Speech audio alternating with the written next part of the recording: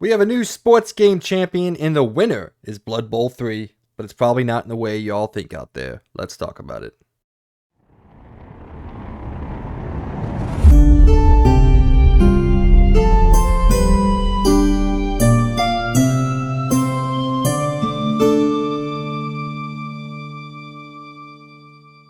Good morning, evening, or afternoon. What's up, everybody, and welcome to the XP Podcast, episode 40, for the third and final week of February 2023. As always, I'm your host, Mike C, and joining me once again is the Birdman himself, Logan B.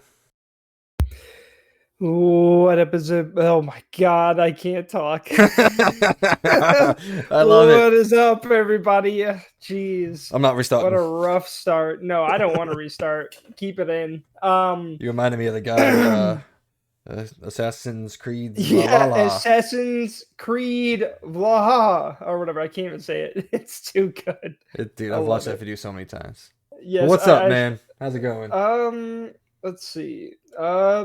Exciting week. I just want to say first and foremost, there are some very exciting things, especially one piece of news that we're going to talk about not much later, and I'm very excited about it. But other than that, how am I doing? Most of this week has been pretty good. Today, not so much, but I'm going to keep that a little private. But other than that, I mean, it's been a pretty good week. I'm excited that it's March, because it seems like a ton is happening this month. I don't even know where to start. There's a lot of games, and a lot of them are very interesting to me, and that has me very excited. But what about you, Mike? How was your week so far? At least, I guess. I don't know. Well, the delivery story that I had to deal with this week. To tell you guys out there, ordered my PSVR 2. Everyone knew that out there that listens to us. I was very excited. Was supposed to get it on Saturday. So we are recording this on Thursday, but I was supposed to get mine on Saturday. Was very excited, gonna get a chance to jump in all day long. Woke up in the morning, beat Hogwarts Legacy, the story. Spoiler alert, I beat it. We both did. And then I was sitting there, waiting for the update to come through, waiting for the knock on the door, and then I get a notification on my phone, says, "Sorry, we missed you. Your package is on the way to a designated UPS access point." And I was like, "What do you mean you missed me?" I was like, "Fuck, what, did they try to order this or deliver this at 9 o'clock in the morning when I was definitely still asleep?" So I checked, and it was 11:53 when they attempted to. I was like, well, I was sitting on my sofa at 11:53 playing Hogwarts Legacy. So, Did you have headphones on, or was your TV on too? Nope, just TV. So, not only did they go up to this door, they heard that your TV was on. Both cars were in the driveway. And both cars were in the driveway, and they're like, they're not here. Like I said, I think I know what happens is he probably rang the Ring doorbell that we have, but it's currently doesn't have any charge because I'm lazy and don't ever feel like recharging the battery. So he probably pressed that, no one came to the door, and instead of ringing the other doorbell or knocking on the door, he decided, he goes, "You know what? I've done my due diligence. I'm going to head out." So I didn't actually end up getting it until Monday morning. And then I went straight to work, got home, didn't do anything, woke up Tuesday, and I just felt kind of blah, and I haven't really felt that great Tuesday or Wednesday, so I just got to play it today for the first time. And then another annoying thing, I got up, kind of got myself situated, went to plug it in, was going through the setup process. About halfway through, boom, controllers need to be charged. So I'm like, well, son of a bitch. So apparently they don't ship the controllers with a pre-charge, which is stupid and annoying, but maybe there's a reason for that. Or maybe it sat for so long that they died. It probably could have died. Yeah, but battery charge on a brand new thing a battery discharge isn't really a thing. But anyway, so speaking of, real quick, one dumb thing I find about that headset thing, why didn't they come with 2 cords for both of the freaking remotes? I don't understand that. There's 2 remotes and they give you one. That makes no sense to me. But maybe that's just me. Because clearly you're using both at the same time all the time. So when both of them die, to have to charge one at a time. I guess you have plenty of cords, but still, it's dumb, Yeah, I in have my plenty of opinion. cords, but it But is still annoying that I have both of them plugged in right now because I said I got off a little bit before we started to record this, so I'll have to report on only an hour. So I had expected to be completely done with Horizon by this point in time, and I could have reported on the whole game and maybe even started Star Wars, which will probably be my next one. I'm really excited to play that actually, and then there's a couple other ones that I want to get a chance to check out. But so anyway, unfortunately, not a huge deep dive into it, but I can talk about how it feels, the experience of playing Horizon for the first hour or so. So we'll get into that pretty shortly. But yeah, other than that, just I'm on to the Hogwarts grind, the Hogwarts Platinum grind, and that is incredibly fucking irritating. Some of the UI elements that I've always had a problem with in the game come straightforward on that one. So we'll talk about that later on. And then nothing else really. Just went to work, played some more games. Didn't feel good. So I guess it's time to hop on into it. What do you think? yeah, I'm ready. All right, ladies and gentlemen, like we do each and every week, we start with the question of the week. And this week's question is a hateful one. What I mean by that is Logan and I are going to take care of the things we don't like about the video game industry. So, ladies and gentlemen, Logan, Birdman, if you could destroy one game and never have it see the light of day again, what would it be and why? That's a difficult one. I'll probably say the biggest one is a game I played last year, and that would be Saints Row. And I really wish that game never existed because I'm pretty sure, well, not just pretty sure, I'm about 90%, 98% sure that Saints Row is probably never coming back at this point because of it. And I feel like the new Saints Row kind of killed the entire franchise to never come back again. To have a revival for something that, like, I mean, Saints Row was never something super crazy. It was always a fun, lighthearted, just enjoyable video game, with a very wacky story and everything. Yeah, the first two were a little bit more serious, but I mean, the ones I fell in love with were the ones that are a little bit more wacky. And then to play this one, that if you probably go back to the episode where I first played it, at first I thought I was enjoying it, and then I beat it, and then I'm like, this is the biggest like freaking pile of shit of a video game I've ever played. It just sucked. It wasn't fun. The ending sucked, and it just kind of ruined Saints Row for me forever. I was gonna also say Halo 5, but I don't feel like that's as bad or even as close to being as bad as Saints Row, because that game just I really wish it never existed. What about you? Well, I was going to say, I didn't put it into the news stories this week because it was a little bit of a nuanced conversation. But there was word of how much Embracer spent to make. It wasn't 100 million. Yeah, it was 100 million, which Yeah, is an astronomical amount of money when you think that Horizon Forbidden West costs 110 million. that's wild because, and especially $100 million. Just think of that. The budget they had, and then what you got. Like, this game looked like a 360 game, in my opinion. It looked really bad. Like, it was really, really bad. I don't. It it was just bad all around. I don't know where their budget went other than maybe marketing. And why would you waste like 90, pretty much what it seems like they spent maybe 10 million on the game and the other 90 on freaking just marketing? Because it was not a good game at all. There's no sugarcoating it. As a Saints Row fan, at least for 3 and 4, this game is just absolute garbage. And I don't recommend anyone to play it. Even if it's on sale, not worth it. Trust me, it's not worth it at all. Well, I think the worst thing that you could say is sometimes when these bad games come out and, we play them and we're like, how did this happen? Word sometimes comes out that, oh, the publisher had their kind of mitts in it and all that. Other things happen behind the scenes. But no, Volition has stated euphorically that this is the game that they wanted to make. I And was a trust me, usually when like I would say the big corporations like to stick in or put they think that they are designers, so they want to say certain things. Usually it's doing with monetary money based things. Like a certain game that I don't know if we're gonna talk. Well, we will be talking about pretty soon, actually, called Suicide Squad.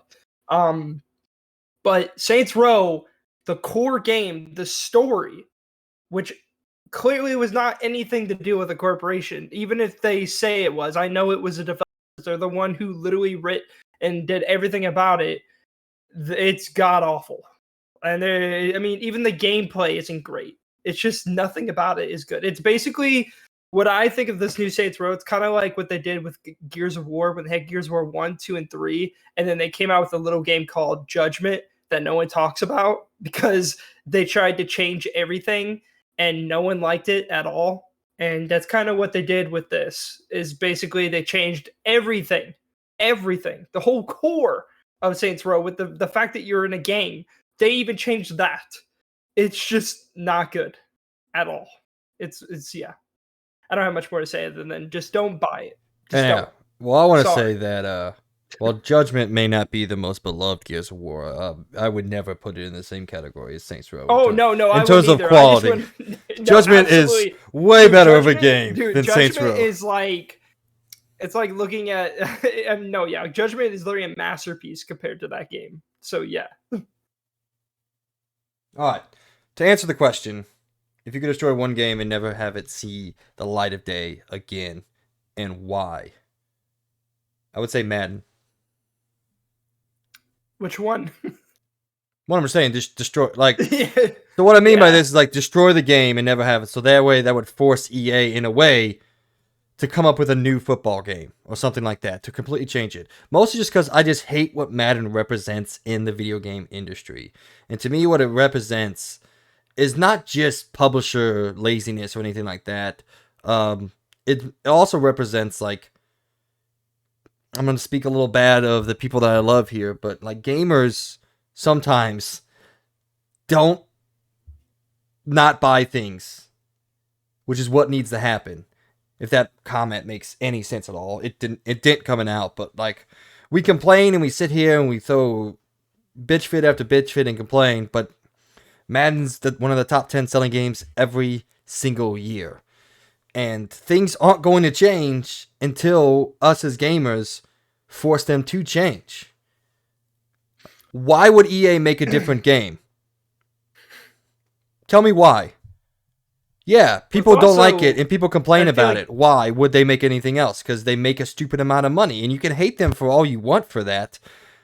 But that's the way businesses work. If I'm making a product that makes me a crap ton of money, but I do have some people that don't like the product, I'm not going to change because I don't want to ruin what I have. I mean, you also got to remember that, like, I feel like probably 90% of people that buy these Madden games are all super casual gamers. They don't care. They probably buy a console, and then the only games they buy are probably sports games and maybe Call of Duty. And that's it. So that's And what I'm then they saying. don't care. And they don't care about quality. They don't know what quality is. They see a game and they're like, that's a video game. This is what video games are. And then they don't care. Like they could see the same Madden for year upon year, and they're probably gonna be like, "Who cares? I'm gonna buy it." And then you know what they'll do? They'll probably I mean that's all they play. They probably just play Madden. Which again is And fine. I'm not saying you have to play games like Logan and I play and, spend 60 hours in a story driven open world game, and you don't have to be as hardcore as Logan and I am. There's nothing wrong with being a casual fan. But that's why I'm taking it upon myself to kill Madden and forcing them to fix it because no one else is going to, apparently. I don't know. Maybe I'm being too harsh on the casuals out there. It's just annoying to see things happen over and over again, and it's like I'm living in a fucking circle. you know what? I bet you there's gonna be a certain other company doing the same thing with Pokemon.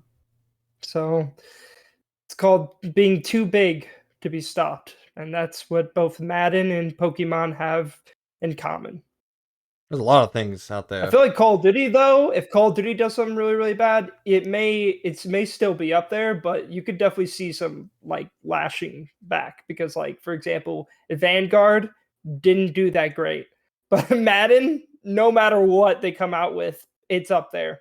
It's making moolah left and right. I mean, Vanguard was probably one of the most hated Call of Duty games. Yeah. It was still the number one selling game Oh yeah, yeah. of the No, I'm year. saying it So it's still like, is. Yeah, yeah, that's fair.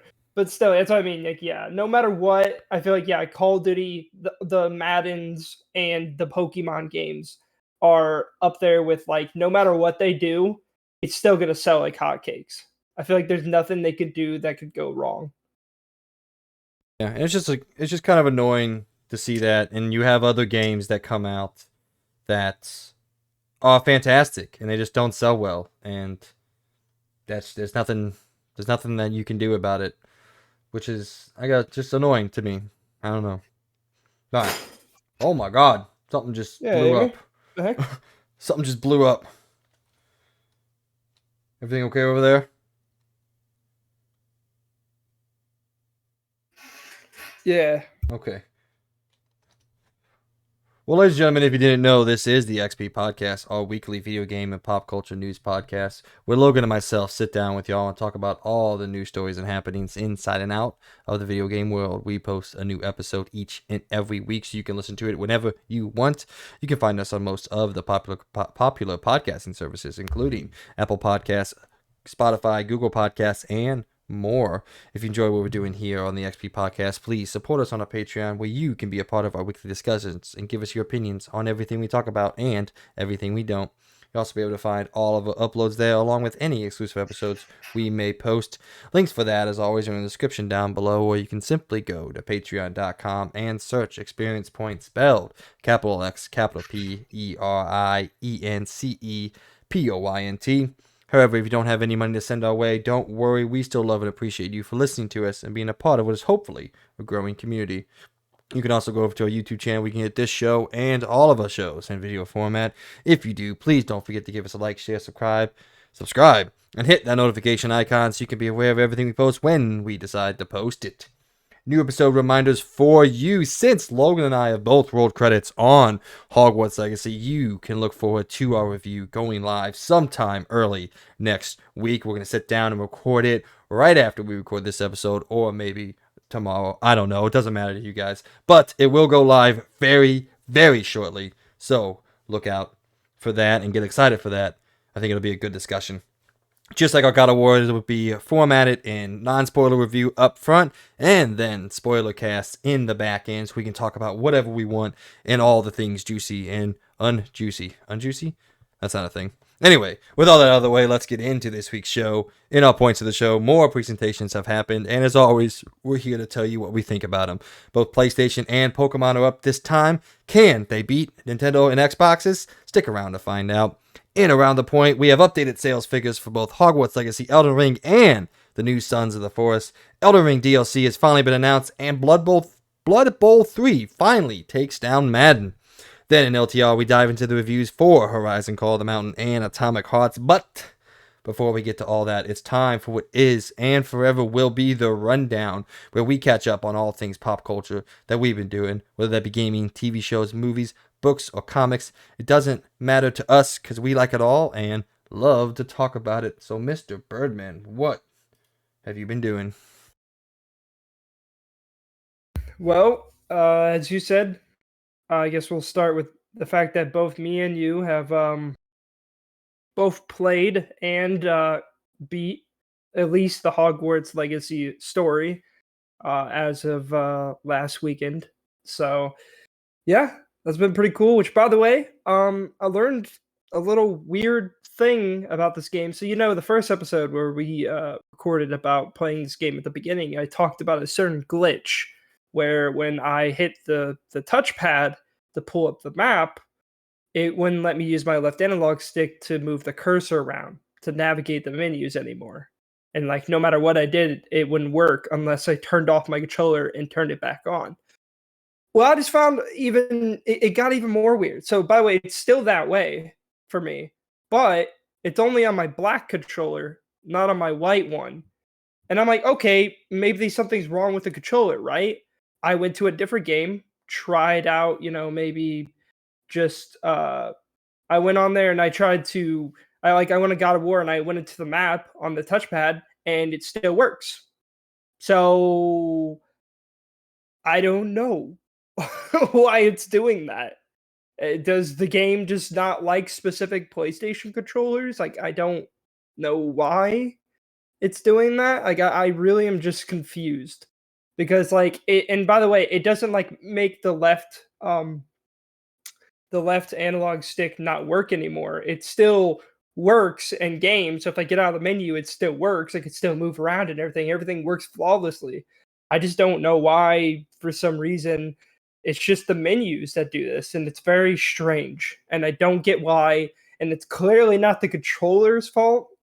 But then it also kind of is because the game just doesn't want to work well with it. Anyways, I have my normal PS5 controller works perfectly fine with it, so I don't know. It's just a weird glitch I ran into.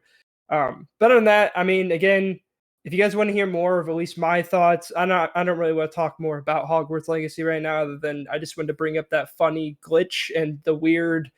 Just I don't know what's going on with that. But other than that, I mean, you guys will hear more of my thoughts in the review. And also, if you want to listen to last week's episode, we talk a lot about what we thought, at least where we were in the game at the moment. What about you, Mike? I was gonna say, yeah, I guess I'll jump in real quick. Yeah, I am completely done with the story, completely done with every single side quest, completely done with every single I'm done with everything other than I need to find 5 more Revelio pages, and then I have the game 100% completed. And then the only thing I need to do to get the platinum is go back and complete the intro sequence with the other 2 houses. So that should be coming very, very shortly. I will say, however, it's not really a grind because like I enjoyed everything I was doing post game up until the point that I'm at right now, because the map is garbage when you're exploring Hogwarts because you can't look in to see where different pathways lead or anything like that. So I'll be doing my spell, hear a ding, I know there's a page somewhere, but I just can't figure out a way to get there. And even if you look up a guide, you can see it shows you, where everything is, but then you got to go through this list of which ones you've gotten and which ones you haven't gotten, which aren't even broken down via areas in the castle. They're only broken down of which ones are in the castle. So it's just annoying. Like, it is just annoying aspect of getting the platinum, but I'm not taking that away from the game in any way because it's my choice to get the platinum. I just wish the map was a little bit more detailed when you're inside the castle. You can't even look at anything. You can just zoom in and see a general location of where you are in reference to the other Foo Flame parts. But excuse me. But anyway, excuse me, part 2. I'm dying. Bless you. Jeez. Don't die over there now. I'm good, I think. That came out of nowhere. But, so yeah, that's just an annoying aspect of getting platinum sometimes, is you have to kind of just figure it out. But anyway, yes, I've done every single aspect of this game, every single side quest, collected everything outside of those 5 pages that I have left to find in the Hogwarts Castle. So everything else is done. So I feel like I've seen everything that the game has to show me other than some of the exclusive quests from some of the other houses. But, so, look forward to the review. I think my perspective on the game is fairly deep. And probably Logan's. He hasn't played as much as me, but he's played pretty much enough to make it count. So, which, by the way, funny thing is when I said I rolled credits, I didn't roll credits because I didn't know you had to do a certain little other thing after it. So I rolled credits technically at 44 hours. That's when I technically rolled credits, not 42. Okay. Well, I rolled up at 50. I think it was at 50 or 51 hours. So I played about 10 hours post that. Just doing the rest of the stuff and collecting all the other things. So, never mind. Never mind. I actually forgot. I do have to find 2 more butterfly locations somewhere in the world because they're not marked on the map. So I gotta randomly fly around till I find the last 2 butterflies that I missed throughout the game. So there's just little annoyances like that where the game tracks some things but doesn't track other things. And as a trophy guy and a collector, I know this doesn't apply really to Logan or anything like that, but those kind of like little nuanced things matter to me. Like the game If it's going to track stuff, it should track all the things, but not random things it doesn't. Anyway, I'm barking up the wrong tree here. But so yeah, we'll talk about that very shortly. I can't wait to sit down with Logan and talk for however long we talk about the game. It is a fairly good game. So look forward to that. All right, anything else, sir? Well, I know there is something else, but what else do you want to talk about? Are you talking about Hogwarts, or you talking about what I've been doing this No, week? just moving on. We're done with Okay. Hogwarts. So this week, randomly, for 2 days straight, I just sat down on my Steam Deck and I wanted to mess around with emulation. And I tried working on Wii U emulation, and failed spectacularly because I don't know why.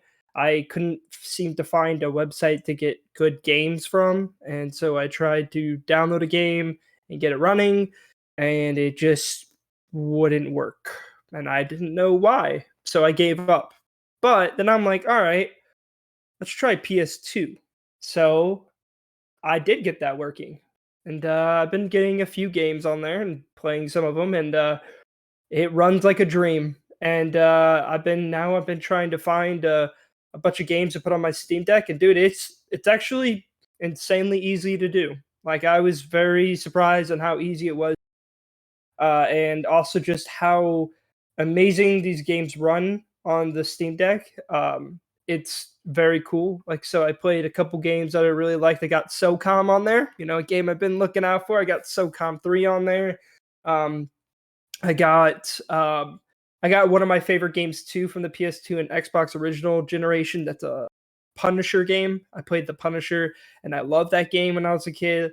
And so I got that on there too, but I need to figure out some fixes for it because it has a really weird problem where when the frame rate lowers below 60, it goes into slow motion for some reason. So I don't know what's going on with that. I've been trying to get all the Ratchet and Clank games on there. I got a game that I shouted out probably probably 6 to 7 months ago when we were talking about games that were underrated. I downloaded a game called Dark Watch, which was I think it was literally a PS2 exclusive. Very amazing game. It's like Van Helsing basically, and it's very freaking cool. It's got an awesome art style to it. Awesome game. Um, but yeah, I've been just kind of jumping around, trying to get games on there, trying to find games that run. There's definitely some finicking to do with certain games, but most games I've gotten on there run, and I can up the resolution as much as I want. And yeah, no, it's awesome. It's really cool. Been messing with that a lot, and yeah, I don't know. I don't have much more to say than it's pretty cool. And it's kind of awesome that I can go back and now actually start playing those games. And I might actually try to get God of War 1 and 2 on there as well, because I really want to play those games actually really bad. So if I could find them, I will probably try to emulate them. For legal reasons, I own all Logan these. owns Yes. all these games. Yes. I actually do own all these games. I just don't play them on my normal PS2. Oh, I don't actually care that much. If these companies aren't going to make it easy for us to go out and find stuff outside of buying the console came off, I don't really care that much. So, Yeah. for legal purposes, come get me. I dare you. Yeah. All right. So, where are we at? I got stepped. I was literally looking at ROMs to download when you were talking about it because I have both PS2 and PS3 emulation on my computer. So I was like just looking up ROMs while you're talking about that. You Okay. got the PCX2. Is that what you use? Yeah. Well, Yeah, yeah. PSX3. Yeah. Or Yeah, PCX. Whatever it's called. well, PCX2 is for PlayStation 2. So that's why I was. Well, I didn't remember if it was PC or P. Yeah, it's PCX3. So yeah, I have both of Yeah. them. I'm also trying to get GameCube games. I know you just got to get Dolphin, and I've been trying to do that too. So. Yeah, it's actually really not that hard. I mean, if you don't know how to do Well, it, some are pretty difficult. Like, especially if you want to do a certain thing like Switch, good freaking luck. It's a freaking pain. It's like a 30-minute process trying to get that set up. But Wii U also was a little bit of a process, but it's also just hard to get ROMs for. well, yeah, that's in because my you're opinion. doing newer stuff. I'm talking about like ROMs are usually withheld for like some of the older stuff, Oh and it's yeah, easy to yeah, it's easy to emulate hardware that my phone can emulate. So it's pretty easy to do that. But Yeah.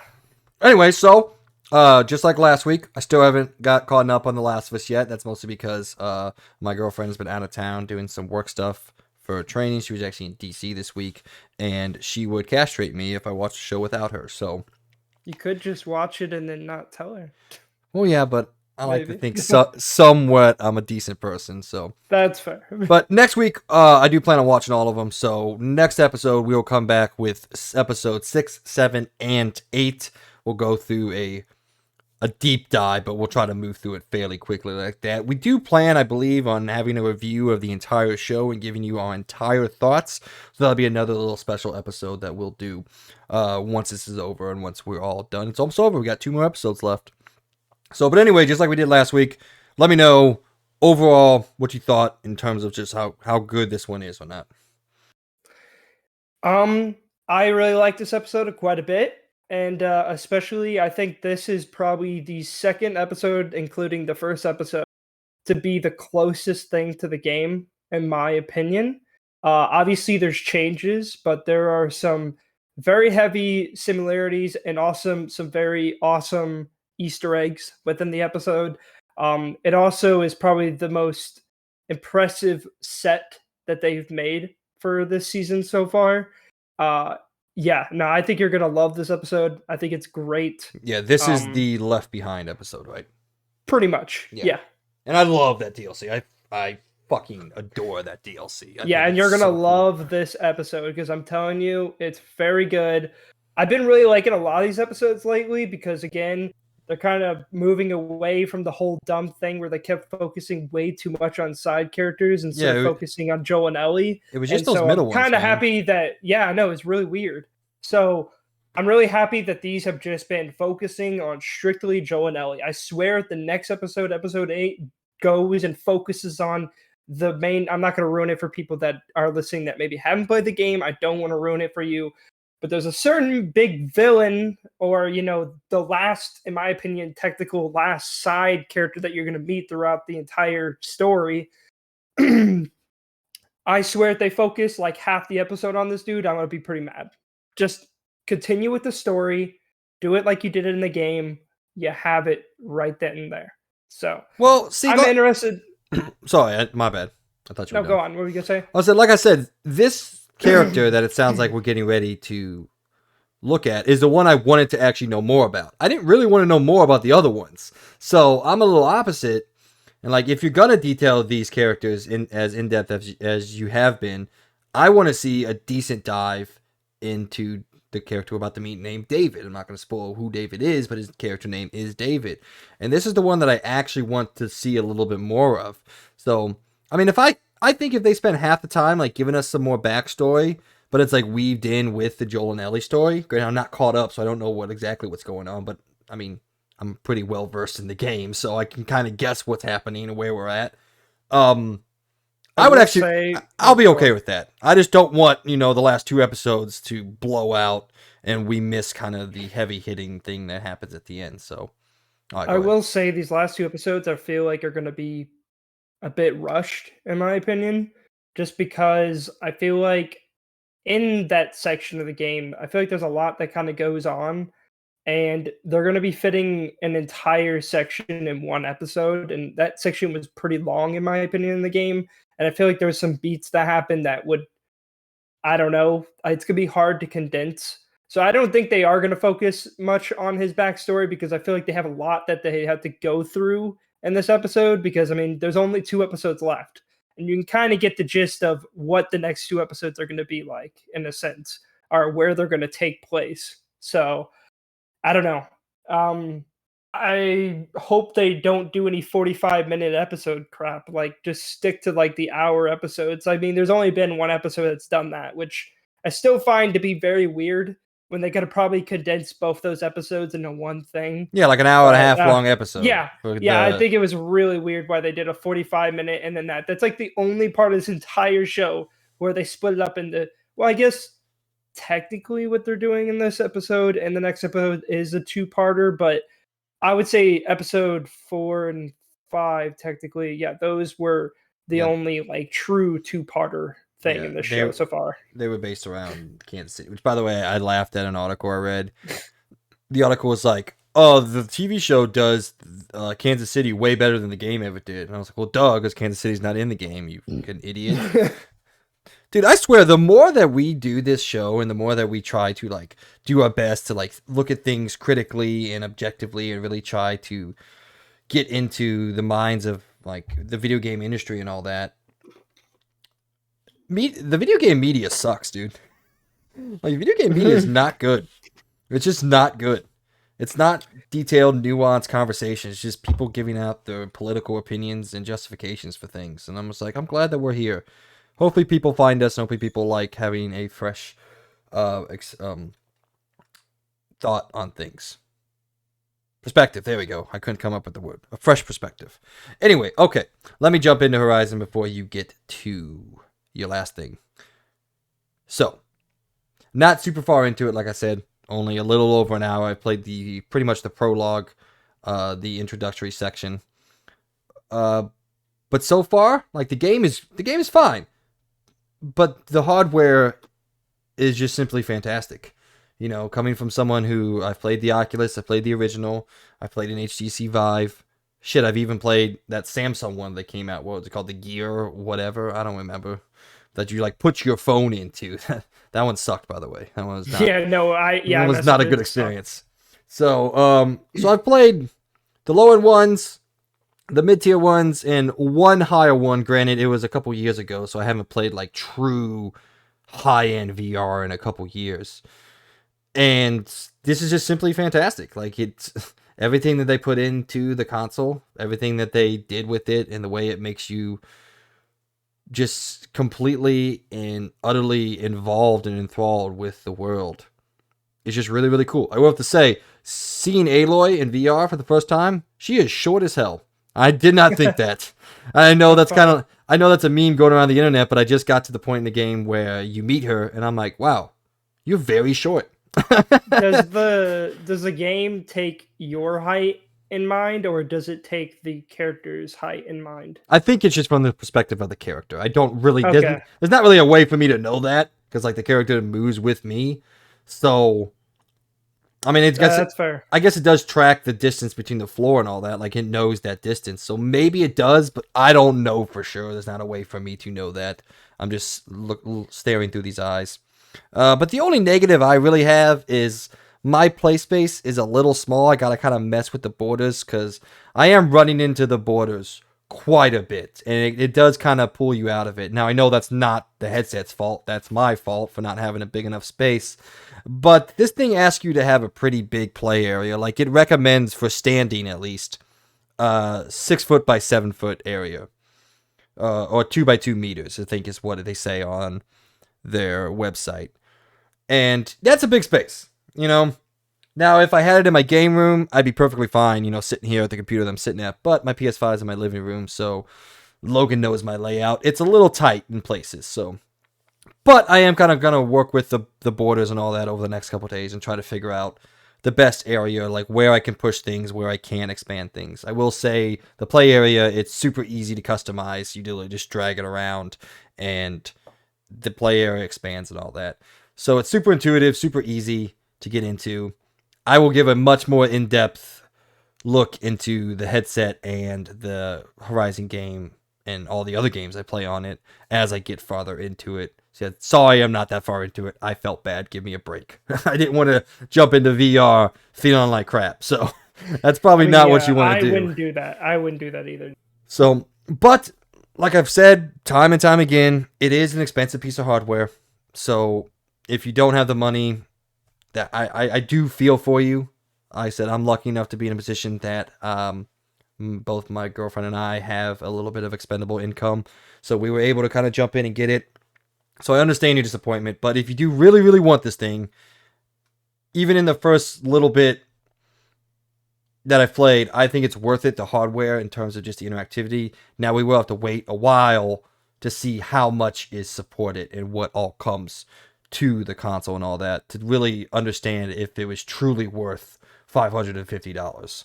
So yeah, I would probably say, in my opinion, don't really worry about getting it at the moment, in my opinion. If you don't have the income, don't really rush out, try to find your way to get it, right away.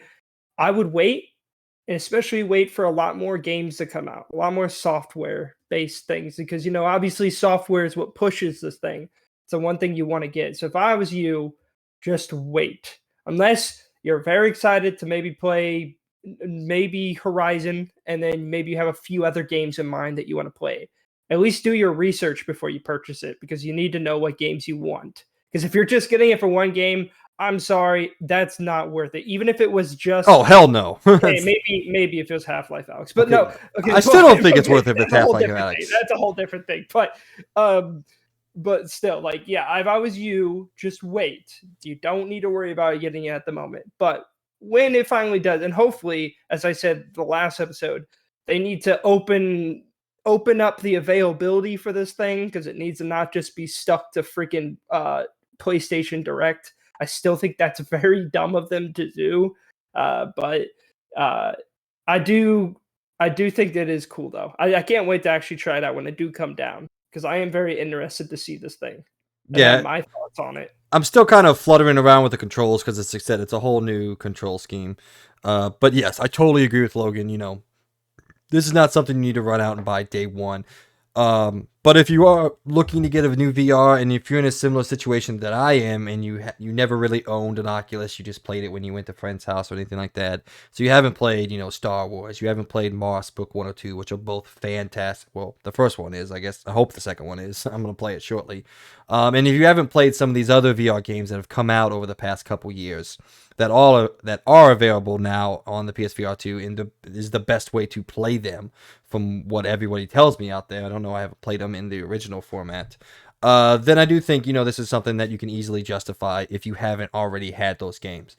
But if you're heavy into the VR space, if you've had an Oculus for years, you've played your Star Warses, your Marses, your what was the one that you love? Bone Labs. If you played all Bone Lab, them, dude. yeah. If you've So already good. played all them, and you're just waiting for PlayStation to come out with their games, definitely this is a wait and see type of thing. But if you're like me and you haven't played those and you have the income, I think you can be pretty happy with what this is and the hardware that it is, because it is Speak. very impressive. By the way, man, when that long neck walks by in the beginning, holy shit.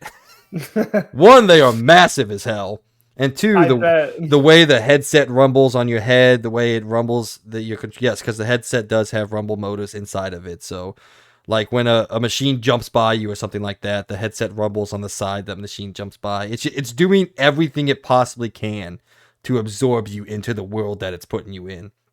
And I am sold enough that I can't wait to go out and play these other games, which I'll probably actually end up playing quite a few VR games before I jump into Octopath, which I am still very excited about. I can't wait for Octopath. I can't wait till I get Octopath, I guess. So, all right. Anything else you got to I was say gonna. about VR? Oh, I was gonna say there was actually a new game that just released not long ago called the Light Brigade that looks super cool. It's basically like it's like a World War II shooter, but with a very unique, interesting style. It's like medieval World War II, but and it's a what is it again? It is a what roguelite, and it's on VR. It's on, by the way, PSVR 2 and Meta and etc. But it looks cool. Definitely check it out. It's a $25 game. It looks super cool. Like, I actually have been really tempted to get it and actually play it. I really want to get back into VR again and actually start playing more. I want to get back into Bone Lab, which, dude, I gotta show you Bone Lab at some point. I want you to try it out, because I'm telling you, man, I don't think I've played a game in VR that has impressed me so much, and probably been honestly a seller for VR in general, other than Bone Lab. And probably Half-Life Alex, if you can get your hand on a $1,000 PC and a $1,000 headset. For sure, I would love to play that game too at some Oh point. man, if Sony makes, now I understand this is definitely a wishful thinking thing, because they want to sell both this headset and the PS5. They want people to buy those things. Obviously, that's their bread and butter.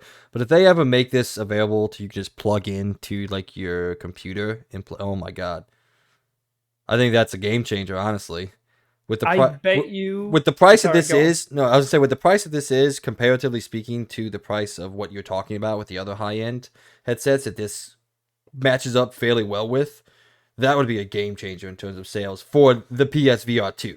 Like, I guess it would limit some of their PS5 sales, per se, if someone wants to really get this thing for VR experiences, but I would say that's probably negligible in terms of what they're losing out versus what they're gaining with the sales of just the VR headset itself. I definitely think that is a very smart idea. A lot of people have said that, and I bet you at some point someone's going to make some kind of hack to where you can get it to working on the PC. But I think PlayStation, just like they've been moving a lot of their games over to PC, especially a lot of these PlayStation, well, 5 games, a lot of them are moving over there. Why wouldn't they? I think they should because they're already technically losing sales. The people that are already playing games on PC with, etc., they already weren't going to buy a PS5 already. So you're not losing sales, in my opinion. I think, in my opinion, you're going to be gaining more sales by having this on multiple devices. I think it's a smart move, and I definitely agree with you. They should do it because I'm telling you, Valve Index, all of them, they're going to get slapped in the face when that thing does get moved over to the PC. Because then, 100%, guys, 100%, full stop, worth it. Like, completely. If you can get that thing moved over to PC and make it available for everything, then you have everyone that would want to get this thing. I think it's a smart move because it is a great headset, especially for the price. But I think the main thing that people are is the fact that you have to have a PS5 in order to get Yeah. it. So I think it's a smart. I think that is a smart move. A lot of people say it's a good idea, and I think they should do it because they're not going to lose sales. I think if people already wanted a PS5, they'll be getting a PS5, and then they will automatically also be getting the PC or the PSVR 2. So I think they should do that. That would be super cool. But All who right. knows? Last thing I have to say about the hardware itself, the eye tracking is fucking weird, and it's really hard to get used to the eye tracking because like you want to turn your head to select things on the menu, but if you have eye tracking on, then you turn your head and then your eyes are off to the wrong side and it tries to select. I don't know. I'm only an hour in, so it's gonna take a while for me to get used to that, but so far I haven't had a great experience with the eye tracking in the hour plus that I've played with it. But like I said, I'm very early on. But yeah, I can't wait for Star Wars. It's probably going to be the next one I jump into. Moss Book 1 and 2, those are great story based games in VR. Also, they're very easy to jump in. Like, if you haven't played VR and you don't know how you're going to handle things, Moss Book 1 and 2, super easy, super light on the motion sickness style of games. But if you can handle this and you have a PSVR 2, man, jump in the Gran Turismo 7 because everything I've heard says it is absolutely phenomenal experience. They knocked it out of the park with Gran Turismo 7 in VR.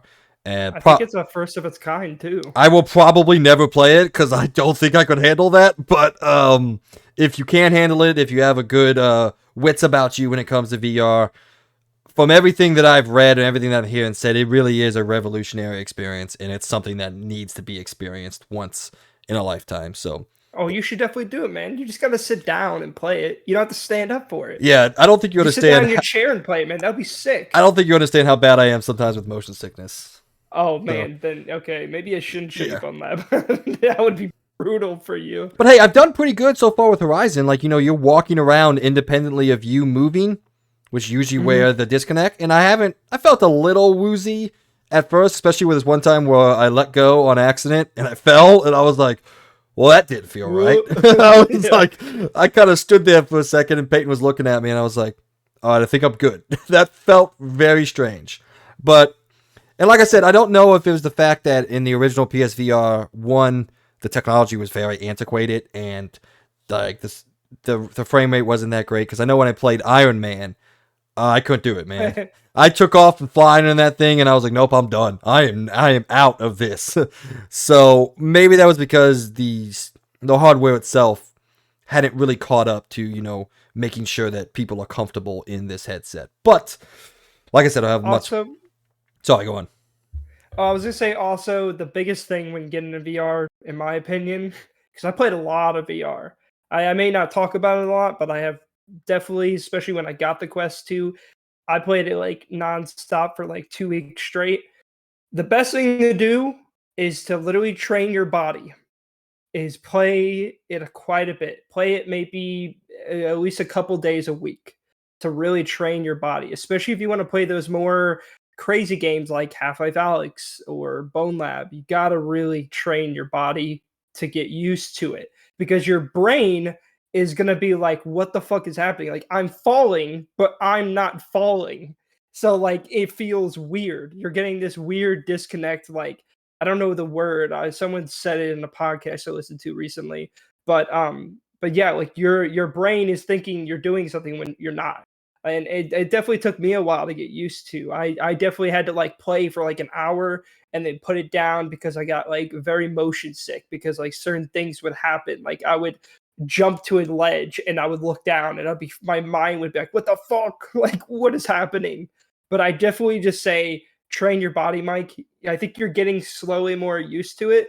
And I still think you should try Gran Turismo. I think you should give it a try because I feel like you're missing out because that game is truly, I think, if I'm thinking correctly, is a one of a kind. I don't think any other racing game is doing what it's doing right now. Yeah, So that's and kind of cool. I watch a lot of videos on it, and I'm like, God, I want to experience this. Just Yeah. ripping down a straight, looking left to right, and apparently with all the different like I would call them like dual sense features that this VR headset has with the headset and everything.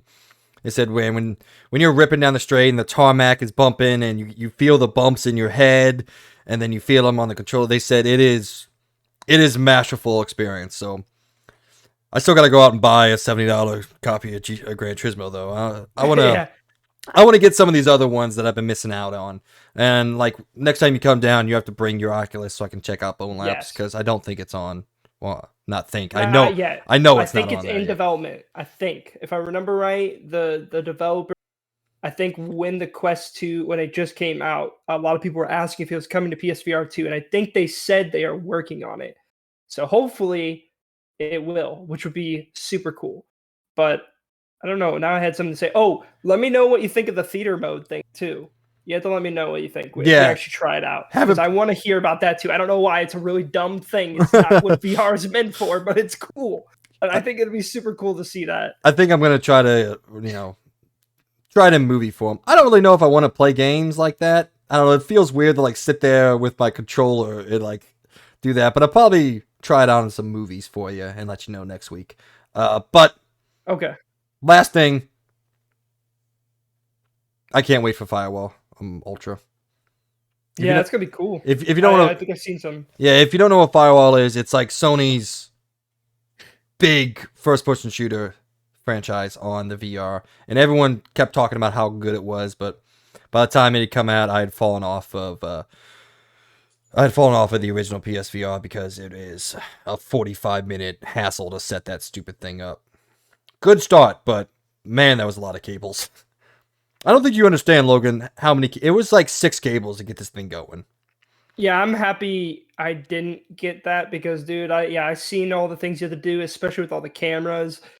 I gotta say, VR has really evolved a lot since like just when I got like the Quest 2 and noticed the difference with that. Like, I'm happy that PSVR 2 went down that same route because, in my opinion, I much prefer the camera system where you can kind of draw out your play area. I find that way better compared to the camera system. I just did not like that. A lot of people, though, that are super heavy into VR swear by the camera system, but in my opinion, that should be in the past. Now we're in the present with this new system, in my Yeah, opinion. I mean, I would have to believe that it's a better form of tracking. It's just ridiculously hard to set up. I will say, no, I don't think this is worth it, by the way, but the Meta Quest Pro that they came out with, they actually have technically evolved that camera system now with tracking. Because like the big problem with the whole camera system, what they have right now, is if you put your hand above your head, sometimes it can lose tracking. But what the Quest Pro did, which by the way, do not recommend that headset no matter what. I don't care, even if I'm bringing up this thing, Donut. dude, it's not worth it. Do not get it. You Um, said donut. but donut. But that actually has cameras built into the controllers as well. So it actually does a very good job of tracking no matter where you put your hands around your body, which is very impressive. And I kind of hope when they come out the Quest 3, they do put that camera system in that, because I do want to see if they make more. I hope they make more headsets, but I don't know anymore, and I'm not going to go down that route right now. But Yeah, that's a yeah, whole tough with economic yeah, details that I know a little bit enough, but not enough to really sound educated. I will say with the tracking of the PSVR 2, the only time I've noticed that it kind of skips out is when your hands are at your side, because the cameras just can't see the controllers then. So it gets a yeah. little wonky when your hands are like down at your side, like right against you. But anytime they're out in front, with this game, you're climbing a lot, so my hands are over my head. It never lost track once in the little bit that I played with it. But, all right. We've been talking a long time. We're running I a do little have long one here. more thing I want to Okay. say to you real quick, and Say it this to is me. very quick. If you can ever get a little attachment for controllers where you can have it to where your hands can be attached to your controller at all times, where you don't have to hold it the entire time, I fully recommend you do that, because it makes VR gaming a lot more comfy, where you don't have to constantly be grabbing the grip of the remote the entire time. Because like with my Quest 2, I bought a little attachment where I literally just slide my hand into it, and then I don't have to actually like grip the remotes all the time. I do recommend, if they do come out with those, trust me, you'll thank me. That's all I'm gonna say. I don't think that's going to work on PSVR 2 because the controllers themselves track your finger placements. I think it should still. And there's I the think it would. L1 and R1 buttons on the actual the grip itself. Well, yeah, but there's this like little like thing that will go, like you can put your arm in the control, but you would, instead of you having to hold the grip down at all times, it makes things easier, especially if you're playing games where you're trying to have your hand out all the way. You can't really do that with that because you're constantly gripping the controller That's all the true. time. Okay. Well, So I'll that look I'm into just that. telling you, you will thank me if that does come out. I'm sure it will within the next couple months. Somebody will make that as a thing, but just trust me. All right. One last thing before we get your extended look at Atomic Hearts. Well, kind of extended, but Yeah. um, I did watch the new Netflix crime documentary called The Murders. Pretty good out there. If you like crime docs, especially Netflix crime docs, you're gonna like this. But I do have breaking news that popped up while we were doing the intro sequence. The man in that show has been officially convicted of murder as of today. It just happened. So there you go. Oh, Yeah. wow. It just Huh. it was really funny. It popped up on my computer, so I just scrolled over because like on Windows 11 in the little corner it lets you know if something's going on. So and then it says, yeah, Alex Murdaugh convicted of murdering. I was like, oh, Hmm. all right, well he's fucked then. Anyway, Yeah, he okay. is. Outside of that, what more have you played of Atomic Hearts before we get on out of here? So I got some probably just, I guess, semi-sad news for the people that maybe want to hear my opinion. I don't think I really want to keep playing this game. I don't. I played 5 hours of this game. And will I say that this game is easily one of the most visually impressive games I've played? Trust me on this. It is visually insanely impressive. I think they did an amazing job. But where it falls is, I can get past an okay story, But this isn't okay. It's not okay. Let me explain a scene to you, Mike. I get on a train going to my next objective. All of a sudden, your dude's talking about this random ass scientist and about his backstory it's just very random. It's not connected. It wasn't naturally put in where, you're talking to your hand, which by the way is your companion throughout the game. It's just very randomly brought up. And then, like your character's like, oh, getting all angry for some stupid reason. All of a sudden, a robot comes from the mountains and it hits the train, and you fall out of the train. When you get out of the train, you're like, okay, you're getting up. You're like, what the hell happened? What's with this robot? No, your guy has some ADHD, because from there, he jumps to this random guy that, by the way, wasn't on the train, wasn't anywhere. This guy comes up to you. Hey, by the way, this guy wants you to go do something. And then he just starts running away and runs into a freaking elevator. And I'm like, what? What just happened? Like, why? Why did that just happen? Who is this guy? Why was he there? Why was he next to the train crash. He wasn't even on the train. Like, why is this guy here? Like, what is happening? And that is the best example I have for you, which is basically the entire game.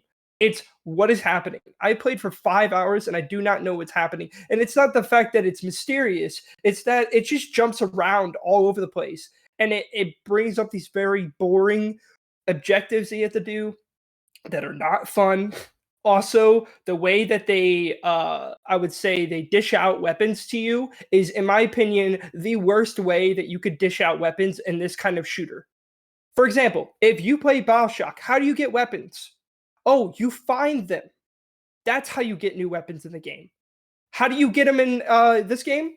You have to find materials to assemble every single weapon in the game.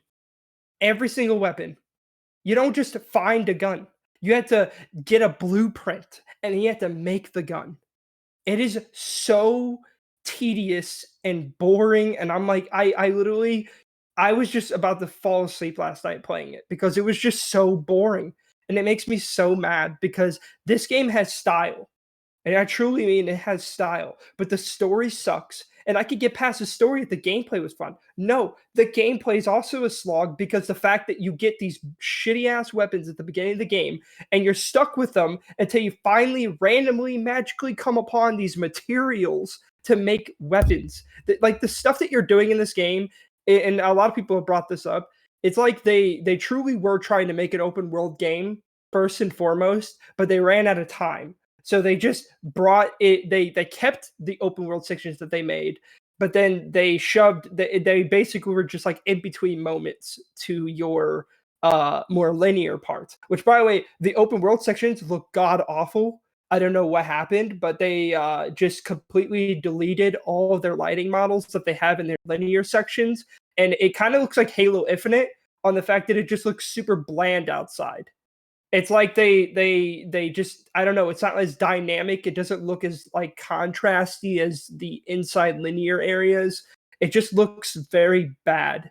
I don't know how other way to describe that. It just doesn't look good. But when you get to the linear areas, it looks amazing.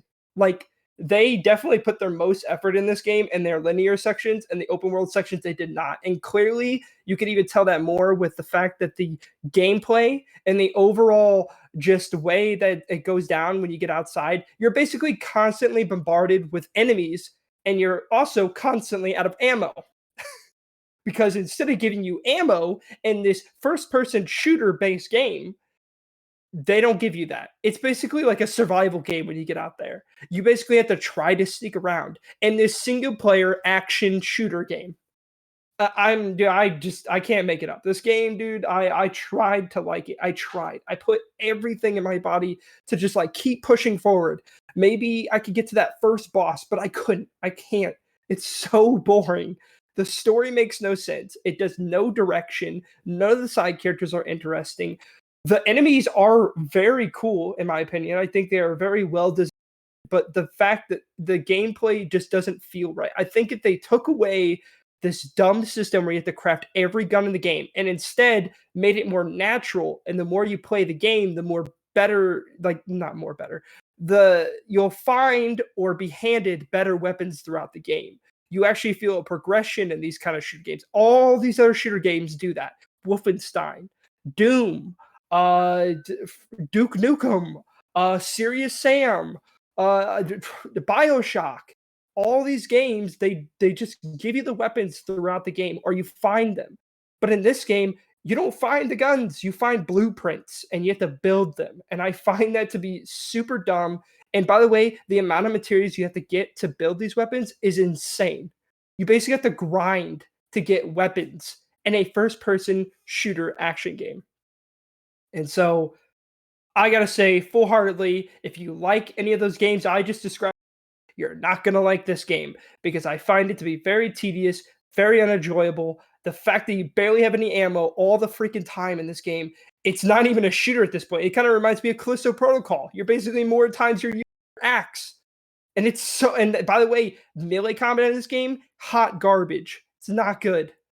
So yeah, I don't think I can play it anymore. I tried. I want to like it. I really do. but I can't stand it. It's so boring. All right, well, thank you for that rant. That was very entertaining. And Yeah. yeah, this is a game where I usually don't let reviews decide what I do and don't play, but I do like to be informed on what a game is, especially in the modern era where it seems like we just don't know sometimes until the game comes out. Now some games we do, like obviously we knew what God of War was gonna be, but like there's sometimes you just don't truly know. Like Logan and I talk about it all the time. Like, is this going to come together? Things can look as good as you want them to, or as good as they do, but sometimes they just don't come together. So this is one of them that I was taking that approach with, and when the reviews came out, it said bad gameplay design, bad story, bad writing, bad open area sections, bad this, bad that. It looks good though. And I was like, okay, I'm not putting 20 hours into this, so. And like that's the thing, like I could get past an okay story. I played Wolfenstein 2: A New Colossus. That story wasn't great, but the gameplay and the environments and visuals were so good that I kept playing through it. This game doesn't have anything other than visuals. And again, those visuals slap. Very good, other than the outside areas. Those areas are garbage. They look horrible. But the inside sections, probably some of the most impressive I've seen. But it makes me sad that it's just like I was actually pretty excited for this game. I even tried to give it the benefit of the doubt and try it myself, and maybe people were wrong. But no, I think people are 100% correct on this game. I can't. I'm deleting it, and I can't play it. I can't. And also the fact that they released it on Xbox and it has very annoying stutters that go on, and also there's a lot of displays that you need to see throughout the game that are completely broken. So yeah, no, I pass. Sounds good. Yeah. So, all right, we're gonna go move on now. That was a long rundown, but sorry. No, you're good. It wasn't just you. I talked about VR for a while. For a way. So let us know, guys out there, if you have been playing Hogwarts Legacy. Are you done with it? What do you think of it? Did you jump into PSVR to do you have the money for it? And also, do you like Atomic Heart? I just want to hear. No judgment. If you do, that's great. I'm glad you like the game. I want people to like the games they play. But I would like to know why. That's it. I just want to know why. Damn, that's savage. All right. Oh no, I'm not trying to be mean. I actually really want to know. That's fair. Yeah. Seeing something. All right, we're gonna go now to our points of the show, also known as POTS, here on the XP Podcast. We're gonna start with the PlayStation State of Play review and reaction, and then we'll go on to, spoiler alert, a very short discussion about the Pokemon Presents that we witnessed this week. So I want to start. I won't lie to you. Also, I did not single thing about that. So the Pokemon one? That one, that's fine. Yeah. I'll talk about it very briefly. But we did get a PlayStation State of Play, their first one in 2023, and it seems like I guess these companies just decided to put them all out in the last couple weeks. So I want to start us off with saying we got the Xbox One. I gave it a 3.5. Logan gave it a 4. Or maybe give it a 4.5. I don't remember. But by the way, out of 5 people, if you haven't listened, out of 5, 3 out of 10. No. Yeah, I gave it a 3.5 just because I don't truly love Xbox's format and all that, but the games they talked about and what they had to show was really, really good. Nintendo's, I gave it 2.5. I thought it was pretty just blah, very average, a lot of nothing, with some really, really good stuff at the end, but it couldn't quite get it to what I would consider to be a good showcase. This, I'm gonna give it 2. I'm gonna give this a 2 out of 5, and here's why. This was the worst roller coaster you've ever been on. What I mean by that is, for 95% of this thing is just snaking, ground level, turning back and forth, giving you left, giving you right turns, never ever going up. And then for me personally, it had like 2 highs that were so jarring they were over before I realized what had happened. So this right here, ladies and gentlemen, is a perfect example of a bad showcase. And I'm not going to put it all on Sony, but they put the showcase together, so it is their fault. We'll talk about it. I don't know if we want to talk about it first or last or whatever. This showcase ended with a huge deep dive into what I can only call is probably the most disappointing game of the year. Or it's going to be the most disappointing game of the year.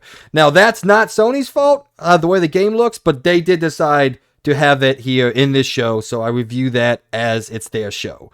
So I'm gonna say a 2 out of 5. I'll get deeper into some of the highs I had, the very few of them, and some of the things that looked cool or didn't look that good at all. But really, this whole showcase was just flat with like one or two things that actually I I have a liked. question. What's up? Didn't they say last recording that they had 5 first reveal games for VR for the showcase? Like 5 first world things, like very new stuff they were going to showcase? Because I'm pretty sure we talked about this last episode, and they said they had 5 brand new things for PSVR they wanted to show us.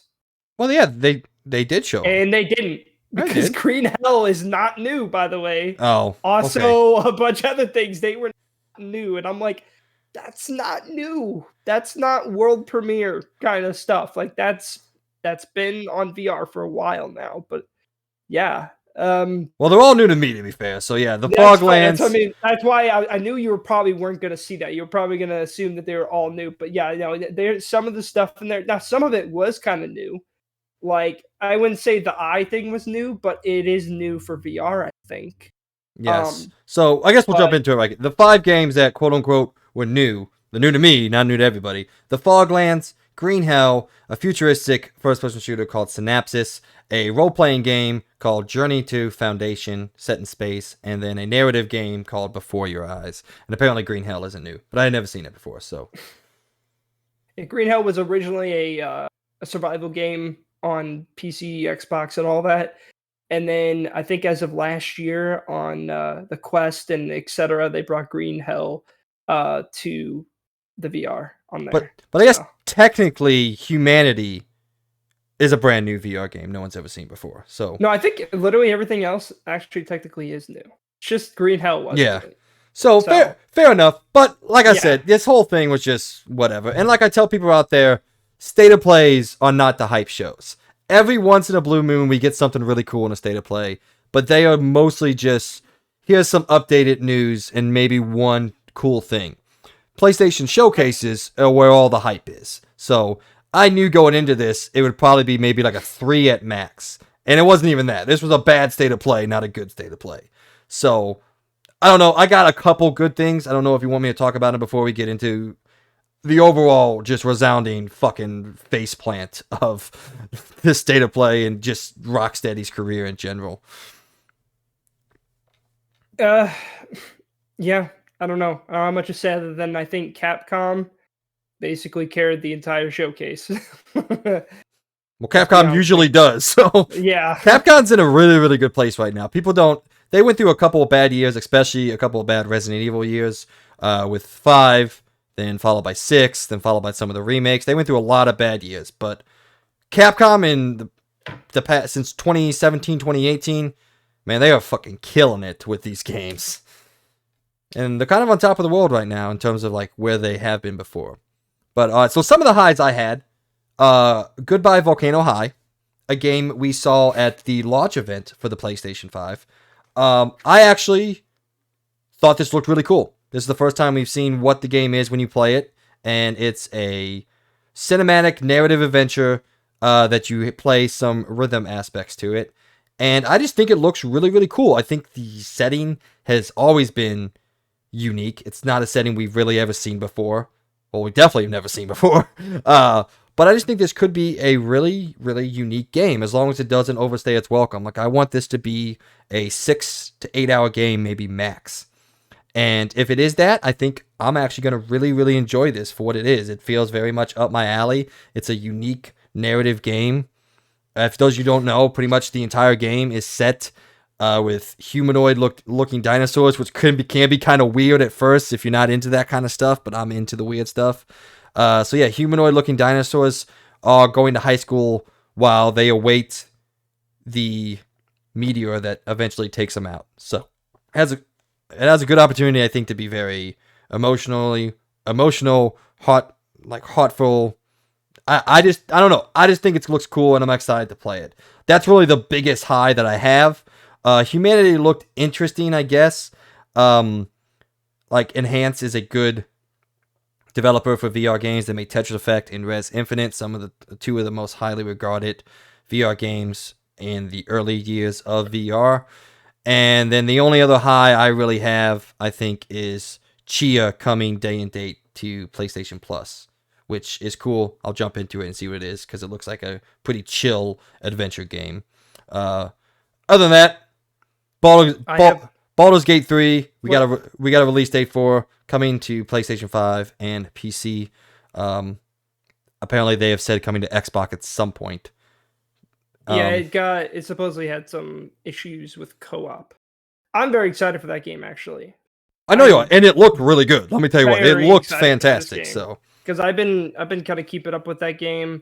I was gonna add it to my thing, by the way, but it's in early access, so you can't add it because it technically already has a score. Which the early access doesn't have a super high score. It's got like a 73, I believe. But I think when it fully releases, it's going to get a lot higher of a score, especially with the games they've made before with Divinity Original Sin and Divinity Original Sin 2 and all that, and all, I guess, the other Divinity games as well. I'm very excited for this game because it looks very cool. I love obviously that it's very D&D like. I know Divinity was like that, but this game even more is like that. And not gonna lie, might play it. Well, Baldur's Gate is set in Dungeons and Dragons universe. So yeah, and it looks awesome, and I'm actually really excited for this game. It's up there now with one of the most exciting games for me this year, easily. That's cool. Yeah, and then I guess we'll close out with Capcom. They showed off the Mercenaries mode for Resident Evil 4. Looks good. Didn't think it was going to look bad. And then we got 3 new fighters from Street Fighter 6. Which, let me tell you what, man, this Street Fighter 6 game continues, and the more I see of it, the more impressive I think it could possibly be.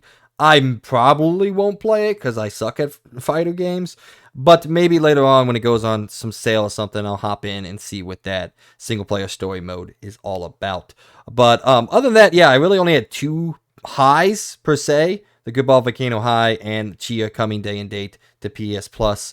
Baldur's Gate does look good, but I may or may not jump into it. I mean, it comes out very, very close to Sea of Stars. It's a much more game. It's a game I'm much more excited about. So, before we jump into the faceplant of the showcase, is there anything else you wanted to talk about? Any other highs? I know Goodbye Volcano High probably isn't your thing, but I did think it looks really cool.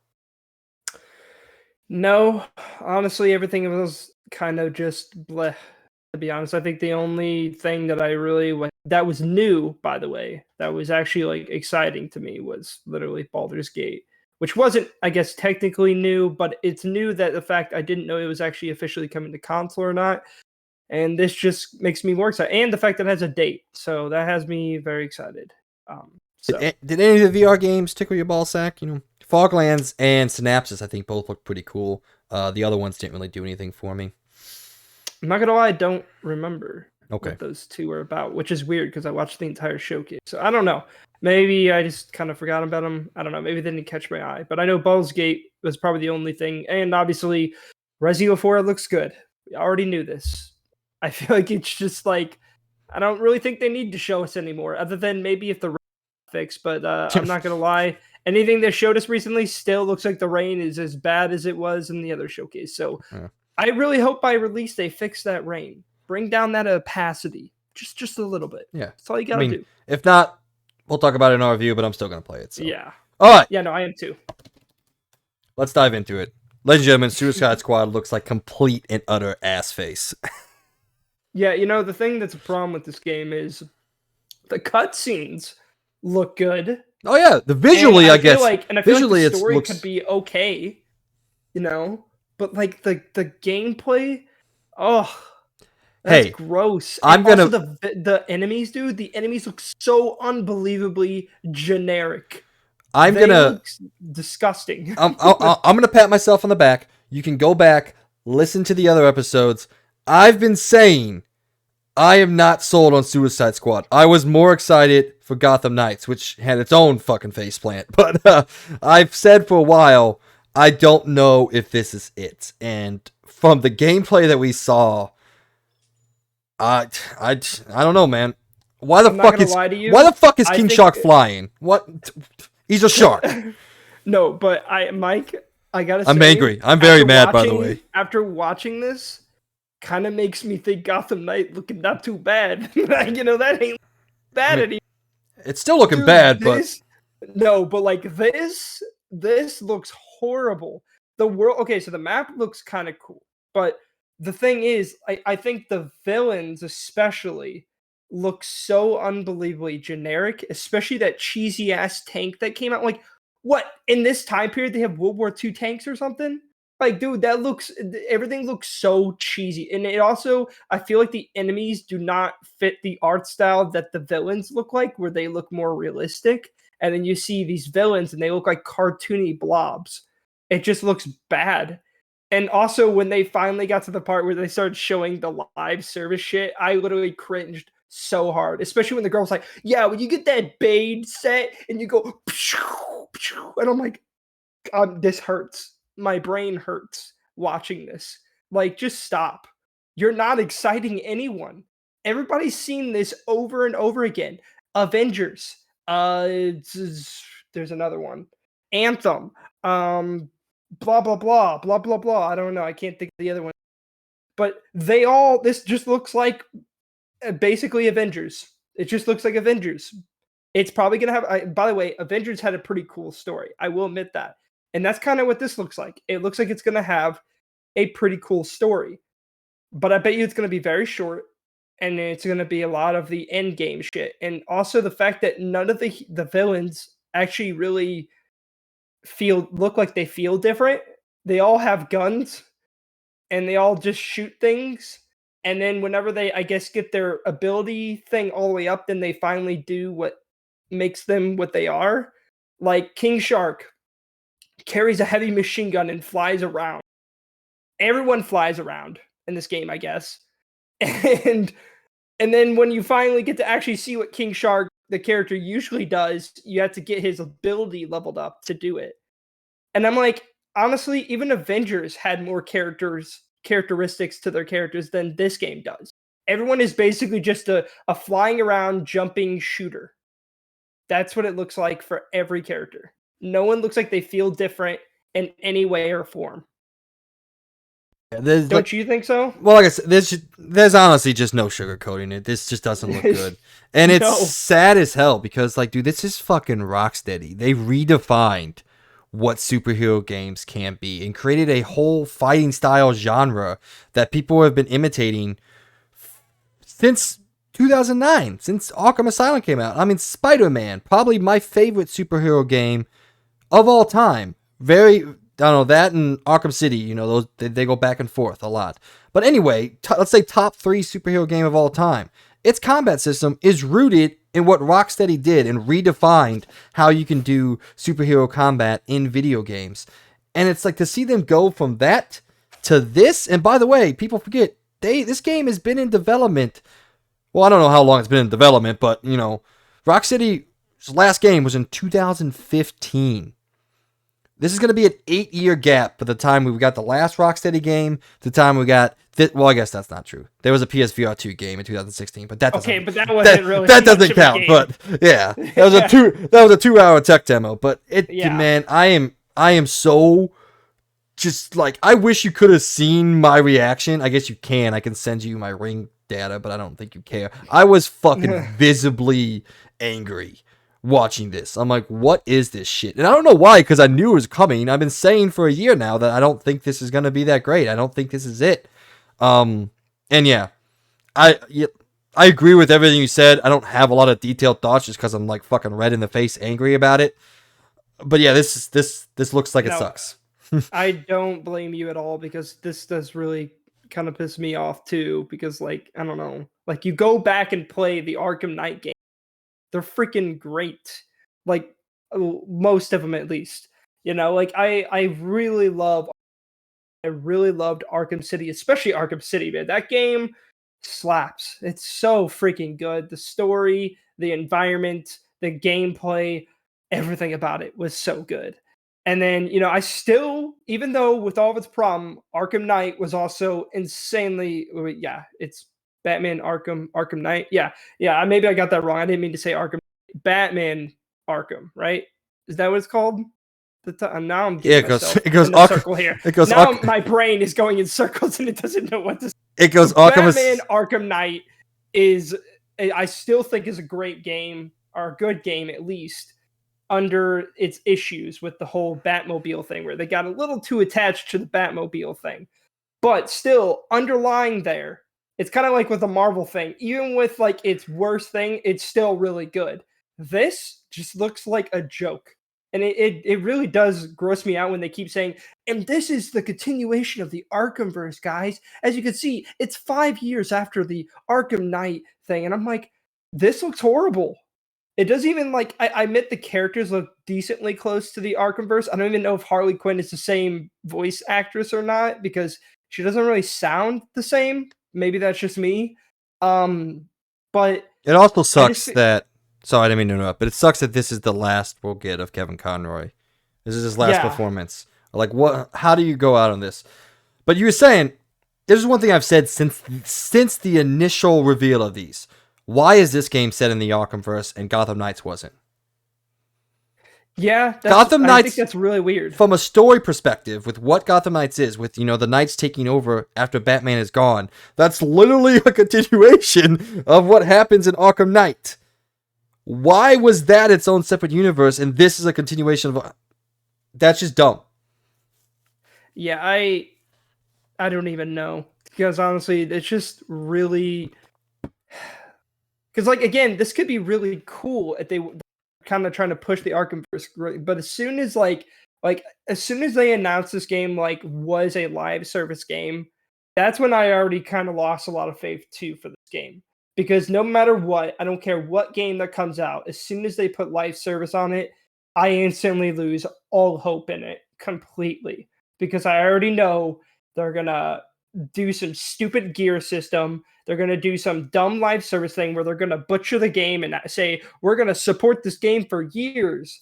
When in reality, they just cut a piece of the game off so that in a couple months they can release that piece and then act like they are constantly giving us new stuff, when it probably should have just been in the game since day one.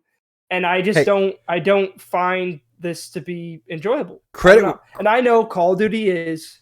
Credit where credit's due. At least the gear system is visual, unlike Avengers. That's true. That is true. I seen that, and I'm like, yeah, at least it's visual. At least you can see. Yeah, I don't really want to spend too much time on it, man. I just we were waiting for a while to see like an in-depth look into this game, and we got it.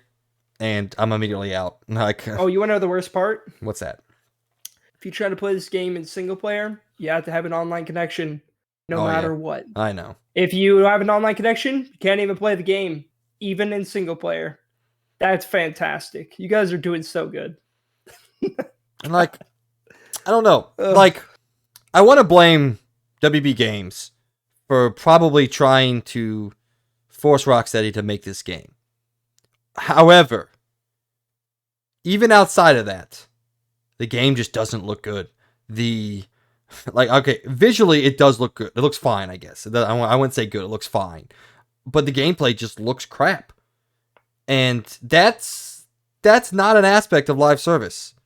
You can still make a live service game play good. Destiny is one of the best feeling first-person shooters out there. Like, you can still make a live service game play good. And its gameplay addictive.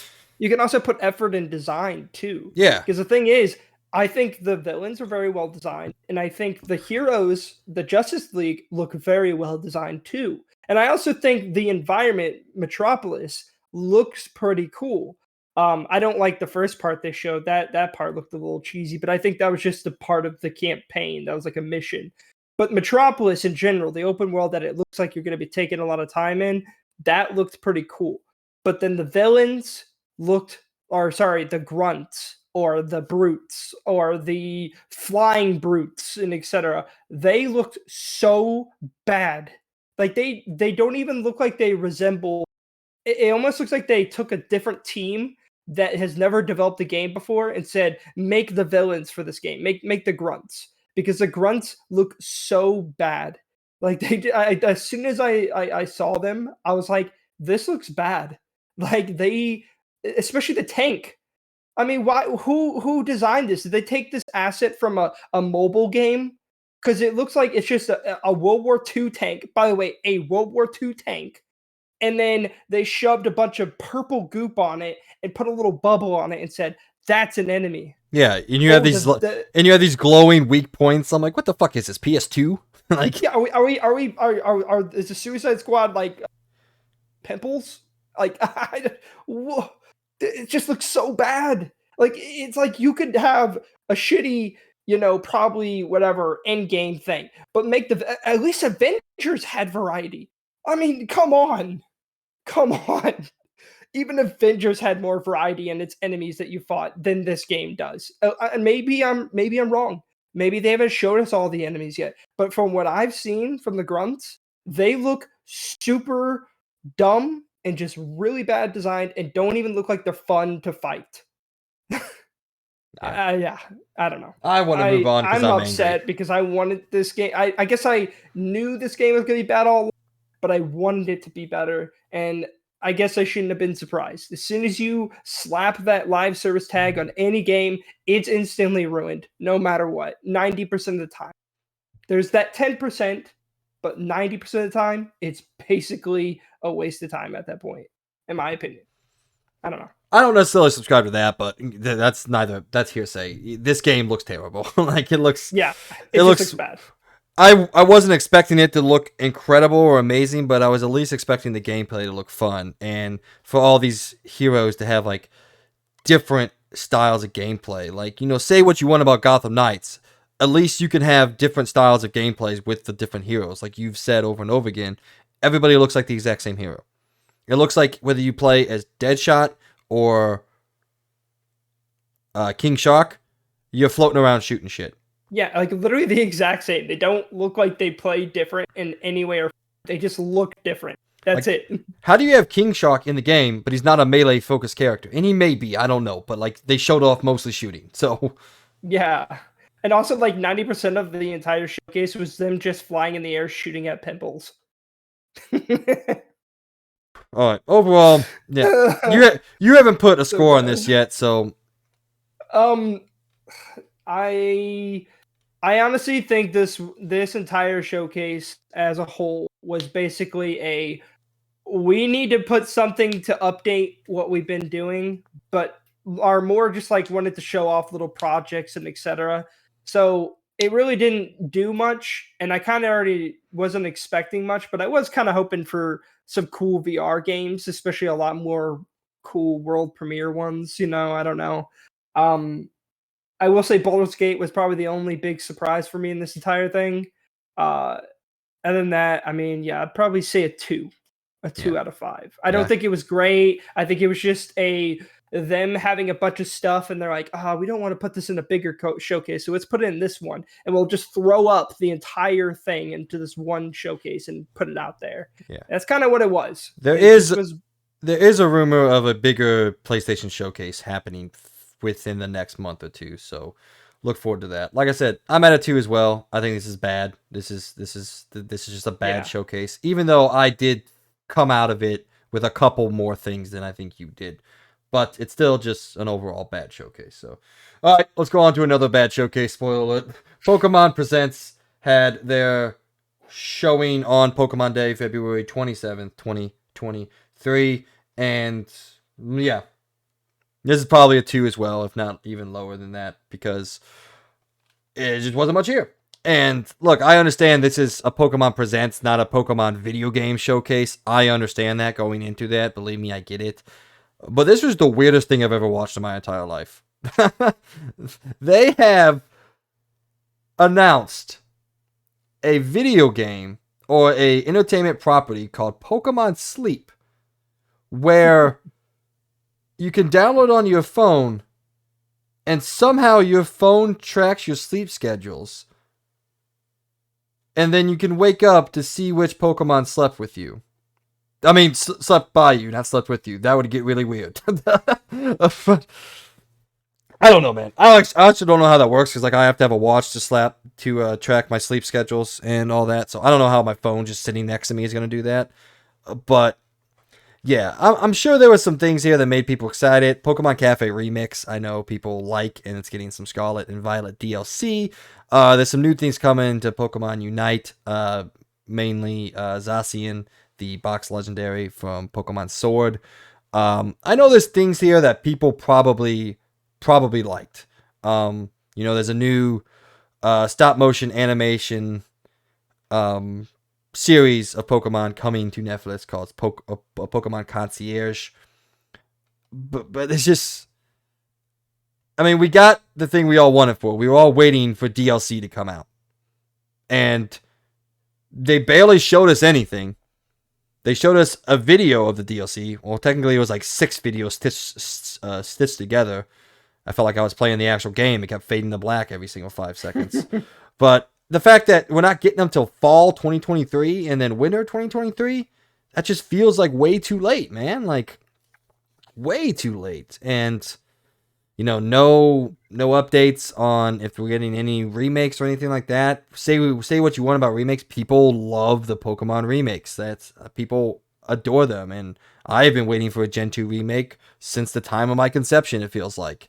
Um Honestly, I think a missed opportunity is them not, since they're with Nintendo and Game Boy just did its thing. It would have been really cool if they would have been like, "Oh, we're releasing a bunch of Game Boy and yeah, Game Boy Advance Pokemon because games." that's one thing we That would have been said. smart, in my opinion. That's one thing we said about those two things launching is like, how do you not have any Pokemon games here? Like, that's one of the backbones of the Game Boy and the Game Boy Advance is the Pokemon games. But hey, you want to hear a sad thing? They announced this new Pokemon Go Plus thing that you can use with your Pokemon Sleep, and apparently it's sold out everywhere. Why? I Oh don't know. yeah, I'm not surprised. I have no clue why, but you press a button and it lets you know that you're going to sleep. So, That's what I mean by Pokemon. No matter what comes out, people buy that shit and like no tomorrow. I shouldn't be surprised. I guess have at it, Pokemon fans, if you like that. But I don't have anything else to say. This was, honestly, it's probably a 1, but I don't know. I don't want to be that harsh. So, all right. Is that all you got on that stuff? Yeah, I don't got much to say because I didn't watch it. But... Fair enough. I didn't think you would, honestly, but I wanted to say how bad it was. So, all right.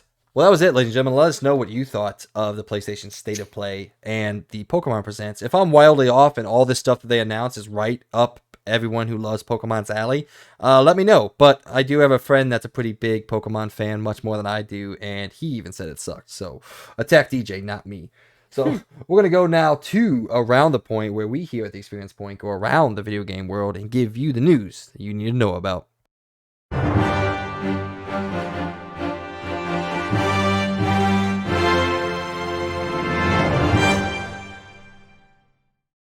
Number 1 on Around the Point, we have some updated sales data for you. I'm going to call this the Sales Saga Talk. That's what we're going to call it, or I guess I'm going to call it. But anyway, 3 things. First off, huge shout out to Hogwarts Legacy. It has taken the world by storm, thankfully. And like I said last week, we don't love to get into the politics here on this show. We very much like to focus in on the games and what they are. But this is what feels like a rousing success for not just us normal gamers, but just the video game industry as a whole. Hogwarts Legacy has sold in a staggering 12 million units in its first 2 weeks of launch, making it $850 million in sales at the peak Twitch concurrent viewership of 1.28 million people watching. All those numbers mean this game is just a home run for Warner Brothers, which is good because apparently they can't make anything else. So, yeah, honestly.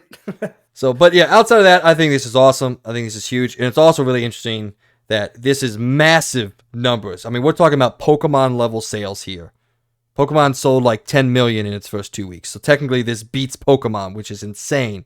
And guess what? This is only out on the PS5 and the Xbox Series X and S. We haven't even got to the PS4, Xbox One, and the Switch version of this game. How it's going to run on the Switch, I have no clue. But this is only from the next-gen consoles. So this number is sure to skyrocket in the coming months when those next editions release. So what do you got, man? I'm very happy to see this. I can't wait. I'm still very excited to see how the current no not current last gen ports run, and especially I'm still very excited to see how the Switch runs this game. I really am curious to see what they can do to make it run on there, because even on a Steam Deck, as I said before, even at low settings, everything, it still kind of just barely hits 30 FPS. So I'd like to know how they're going to get that thing running on a Switch. But yeah, I mean, I'm very excited. Very happy to see this. I hope after July they really start, or probably even after, I guess, April, they really start thinking about if they are going to make a DLC or if they already have an idea for it, because I really think a DLC would be perfect for this game. And I kind of hope they do it. Obviously, I don't want them to rush it out. If it's going to be an expansion, a big kind of deal thing, that would be cool. I would actually really love that. Especially they added some areas that a lot of people were really wanting to see, especially for me, Diagon Alley. I really wish they would add that. That would be super cool. But other than that, yeah, that's all I gotta say. I'm really happy to see that they're selling insanely well.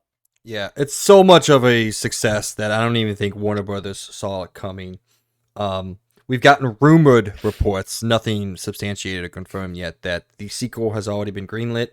There is a now live action TV show in the works with HBO and Warner Brothers, set in this game's universe. And there was one other thing, but I can't remember for the life of me what that third thing was that I read. But yeah, it seems like Warner Brothers didn't see this coming either. But I guess good for them in a way. But maybe, make Suicide Squad not suck, first of all. All right, our next Yeah, ruin, sales. ruin your good developers and bring the ones Yeah. up Also, to the top. congratulations out there to everybody who works at Avalanche Software, or maybe it's Studios. I don't remember. There's two of them that sound the exact same. I think it's Avalanche Studios. Because Yeah, there's Avalanche Software and then there's Avalanche Studio and yeah, it's very confusing. Yeah. Because What? one makes Mad Max, and the other one made Cars 3. And Cars 3 is the one that made this game. Yeah. So, yeah. Okay. Our next one. This one is near and dear to Logan's heart. Elden Ring has now announced they have officially sold over 20 million copies in its first year on the market. So, congratulations to Elden Ring out there. I don't have anything to say because I've never played it, but Logan, what do you have to say? Um, yeah, not much to say other than great. I'm really happy to see that it sold insanely well, in my opinion. And I think I'm more excited for something we're going to be bringing up soon. So, All right, well, let's try to hurry and get there. A last sales update, a game that I recently was talking shit on, and I have to eat my words. Sons of the Forest. I guess the anticipated survival game, the anticipated sequel to the survival game, The Forest, has come out, and people seem to be loving this. I see videos of this thing absolutely everywhere. I'm inundated with content from it. In its first 24 hours into early access, it sold a staggering 2 million copies. And saw a Steam concurrent viewership of 350,000 players playing at once. So, I guess congratulations are in order, because yeah. I don't know much about this. I've done a lot of looking into it now since this story has come out, and for the people that liked The Forest out there, I think apparently this is so much better in every single aspect. And I'm a little jealous because this is a DJ game, even though he keeps getting negatives every time he gets a positive, so I'm not too worried about it. But Yeah, no, I actually have been watching a lot about this game. I watch a bit of the Forest, but I never really was like wowed by it. But I've been watching a lot of people play this game, and I'm just jealous it's not on console yet. But I know it's an early access, so it makes sense. But I'm not gonna lie, this game looks pretty cool. It actually looks really really fun, especially with friends. It looks insanely fun.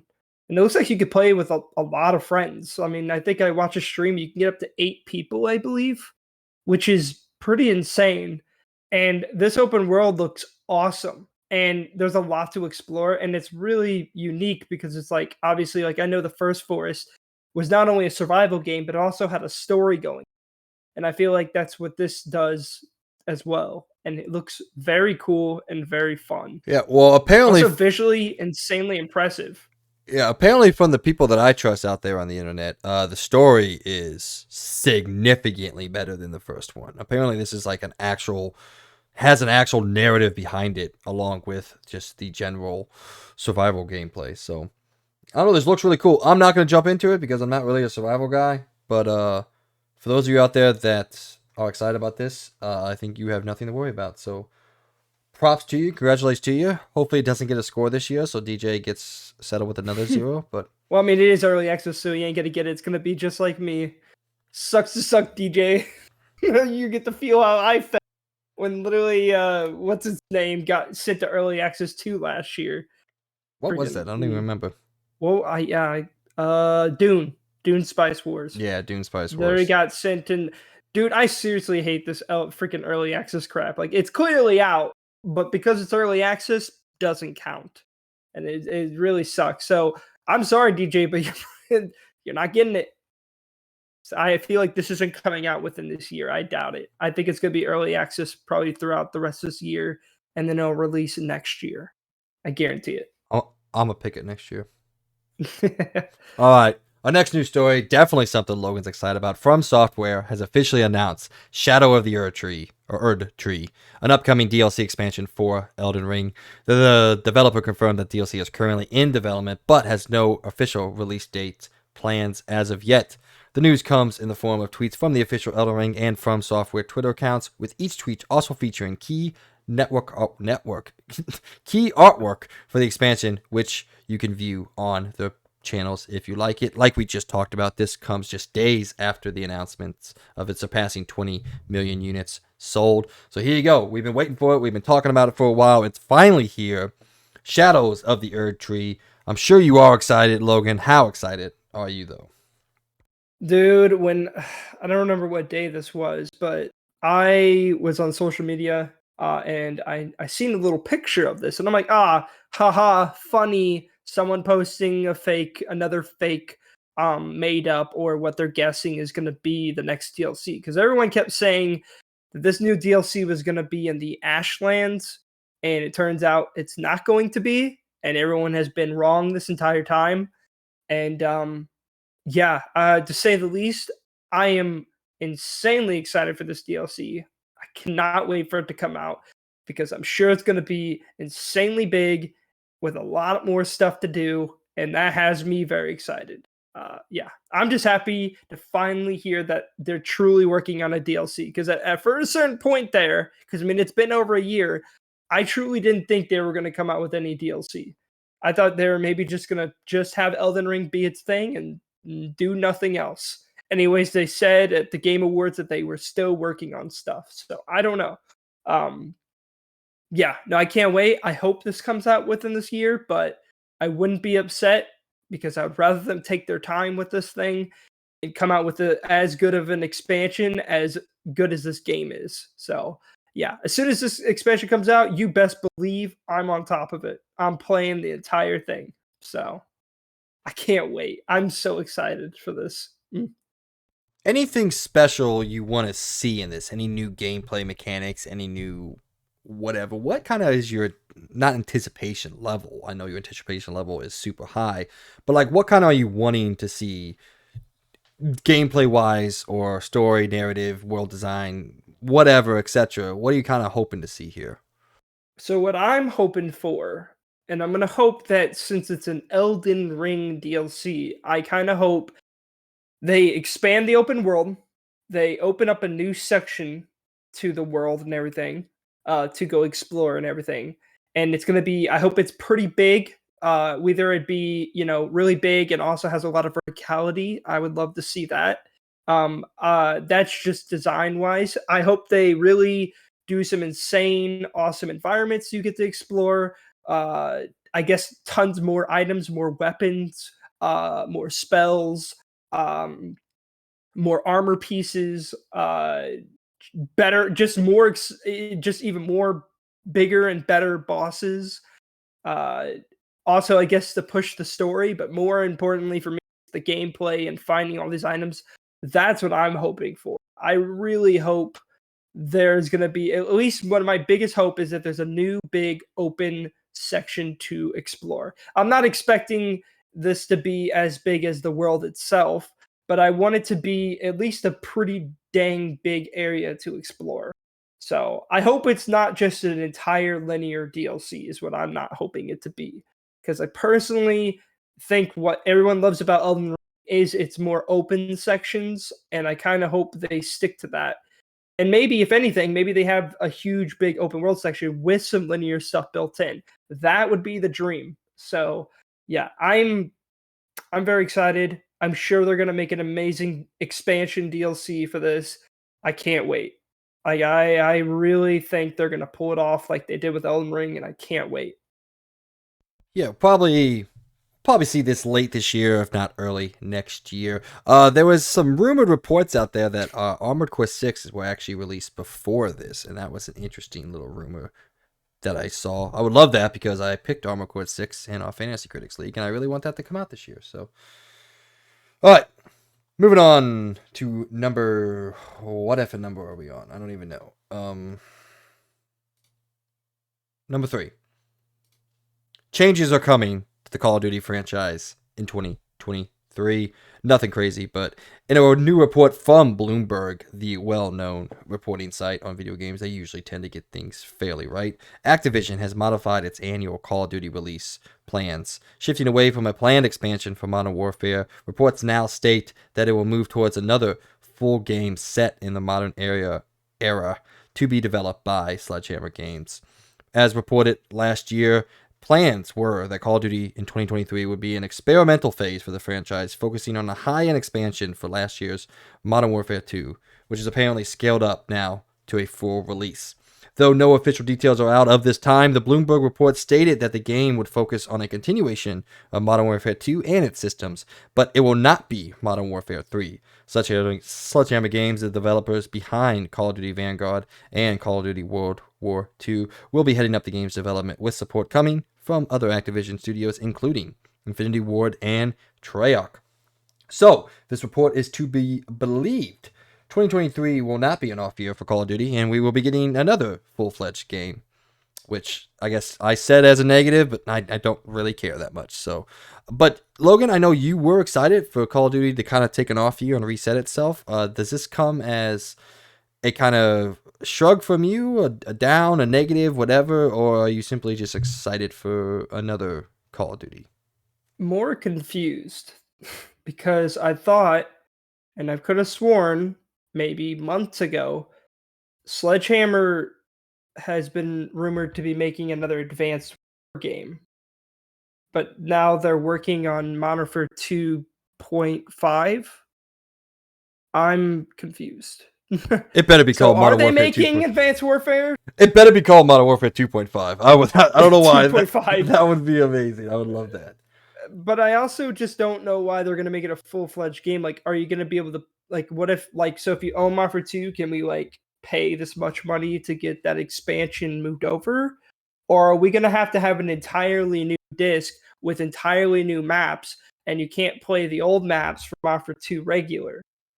This whole thing just confuses me because I then just make it an expansion for the game. Don't make it a full release, especially if it's going to be the same thing. Because like, what are they going to do differently other than maybe add new stuff?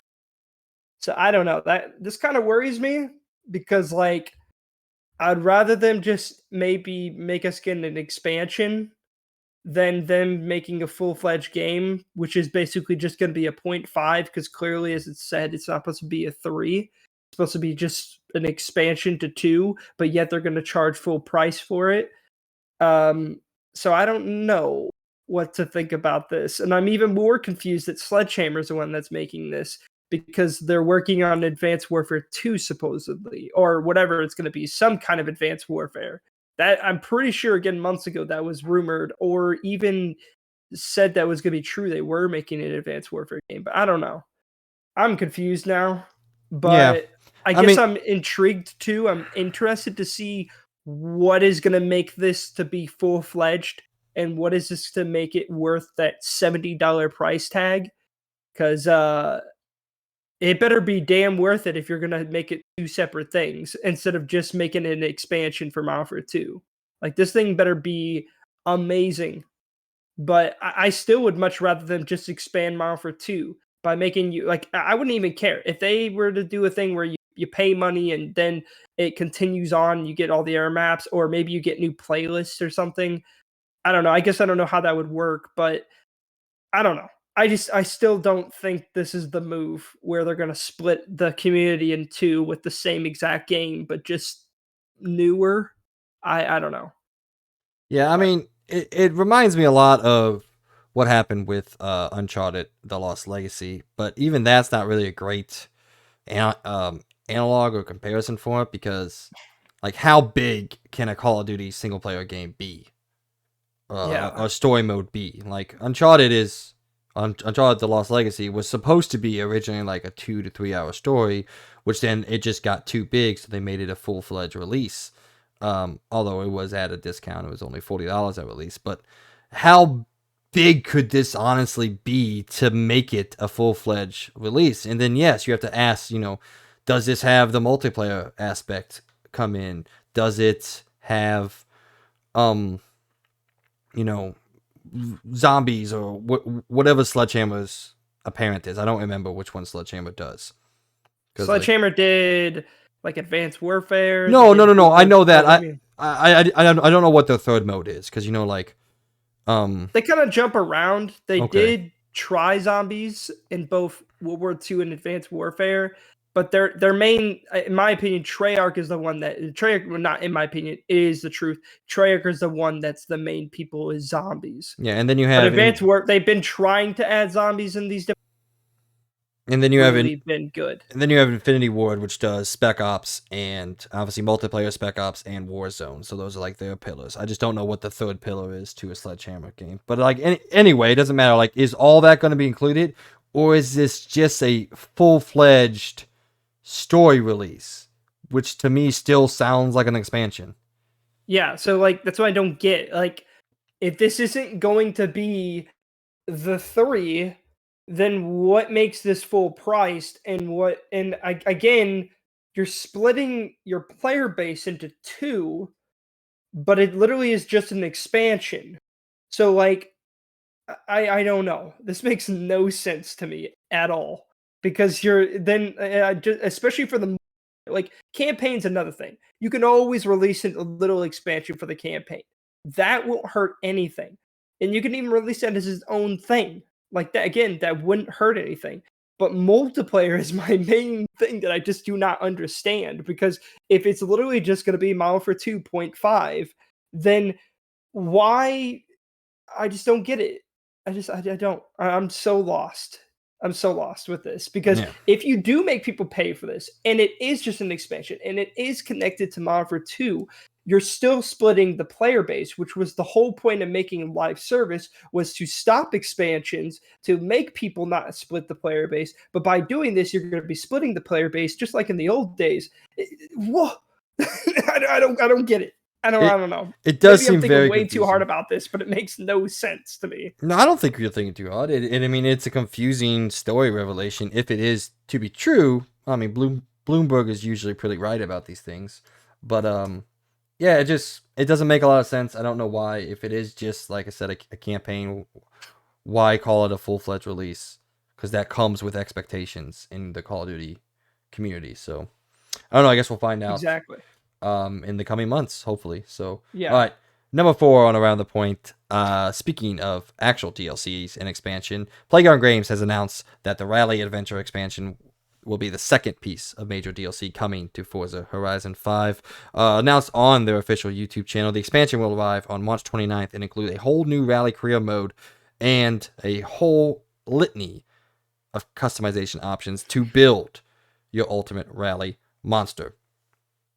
So, I'm not gonna lie, cool, I guess, for those out there that that love Forza Horizon 5. I liked Forza Horizon 5, but I made it well known that to me it was an overall letdown compared to 3 and 4. But if you're still out there, if you're still enjoying Forza Horizon 5, you got more coming your way. So look forward to that very shortly, March 29th now, simply 27 days away at this point in time of recording. Anything you got? No, Fair enough. You need to play more racing games. I mean, dude. Again, if the new crew was like the old crews, I would play it. But I think that's the only racing game that's actually intrigued me because Crew was cool. I liked Crew, at least the first one. I haven't played the second one. Can't tell you about.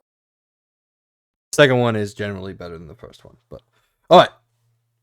Speaking of first-person shooters, I probably ordered these wrong, but whatever. DICE and EA have announced some new news for the next Battlefield game. According to them, Battlefield's next single-player campaign appears to be a major focus for EA DICE. Cool, I guess. As the company is reportedly building a new team to support Ridgeline Games in creation of the franchise's first single-player campaign since Battlefield 5's in 2018. Ridgeline Games is a new studio led by Halo co-creator Marcus Lehetto. The studio was established last fall to create a new narrative campaign set in the Battlefield universe.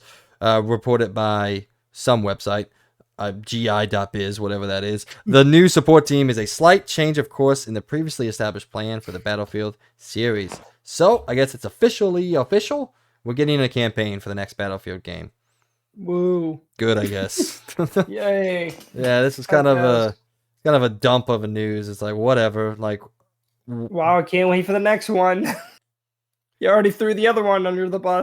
But yeah, great. Happy to hear that your next game will be better, I guess. Well, can't be worse. I wanted to go, dude. I want them to fix themselves, but I don't know. Do I really trust them to make another Battlefield at this point? I don't know. I don't know. I mean, I've always liked Battlefield campaigns. They've just gotten weird.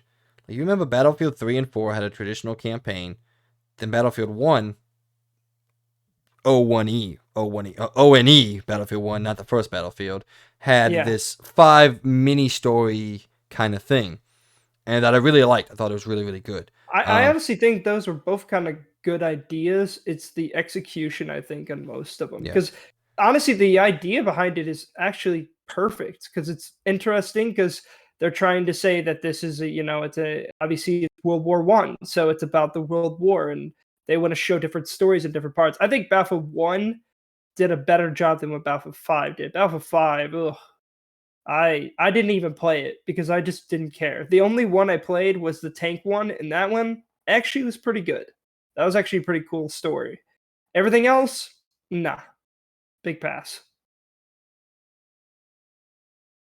Sorry, I was coughing. No, you're good. I was dying again. All right. Well, I guess we will wait with bated breath of the next Battlefield. When do you think it comes out? 2024 or 5? Next year or the year after? I'm going to say 25. 2025. All right. Well, let's hope it's good. Let's hope they can come back because I really do like Battlefield a little bit more than I like Call of Duty. Well, I used to, I guess. I mean, I don't blame you because that's how I kind of was too, especially with like Battlefield 3 and 4. That's what really changed me to a Battlefield fan. And then I absolutely loved Battlefield 1. I think that game still to this day slaps. I think the multiplayer is so freaking good. I love it. And also just still blown away by the graphics that they have in that game. It's just insane. But it looks better than Battlefield 2042. Yeah, it's really sad. Even Battlefield 5 looks better in 2042. I really hope they go back. I actually kind of hope that they bring some of the Battlefield 5 stuff back because I do think Battlefield 5 did do some very unique things that I actually really, really liked that were new. Like the fact that you could build fortifications and stuff. I thought that shit was cool. I think Battlefield 5 was honestly going in a very good direction. Executed everything was very bad. I think they could have made an amazing game because I think the animations, all the new additions and everything, I think Battlefield 5 honestly is probably the most impressive on the way that they made it feel. Like the gunplay feels amazing in Battlefield 5, in my opinion, because you could do a lot of really cool animation stuff. Like you can jump backwards while shooting, or and that's God damn it. Wait 1 second. But no, Battlefield 5, dude, like just go look at the animation. Look at like 2042. It's insane, the difference. And I going back to Battlefield 5 and trying it out again and actually like messing around with the gunplay and everything, it feels super good. And again, I'm still even more blown away by the fact that like if someone like runs up to you, you can literally jump backwards and shoot at the same time. And what I mean by that is like you can like go to a crouch position jumping backwards while shooting. And it felt very good. I don't know, just everything about it. Like you could even stand move your body around on the ground. Like your entire body wasn't moving around, like your waist would move around when you're on the ground so you could still see your feet.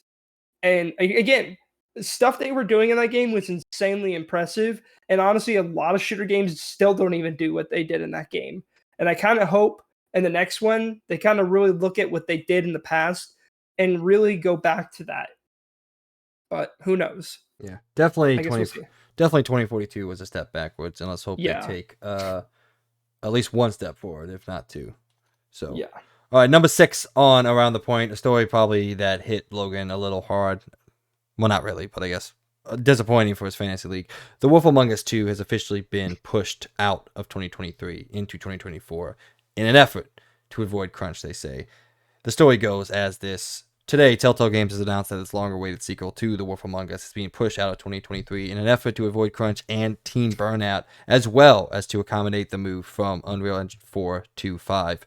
Speaking of IGN, Telltale CEO, oh my god, Telltale Games CEO Jamie Adelaide explained that the team made the choice for a number of reasons, but primarily to avoid burnout or shipping an unfinished game. This is what he had to say.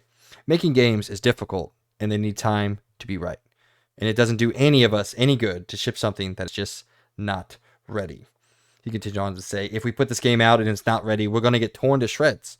The expectations are pretty high, and we want time to meet those and want to be proud of it and know that, hey, this is the best game we could have made. Let the world say what they will once it's done, but at least we know that in these times, in these conditions, this is the best game we could have made. So, gotta wait some more time for this. Yeah, I'm a little sad, which I really did kind of wish this was going to release this year, even if it, whether or not for fantasy or not. I was actually really excited for this game. I was kind of hoping it would release within this year. I'm a little sad that already one of my games in my fantasy league has been pushed to next year, and does worry me throughout the rest of this year on what other games are going to get pushed back. Uh, I'm especially worried because a lot of my games have not put any dates at all yet. Like, I have 2 games that say they're upcoming.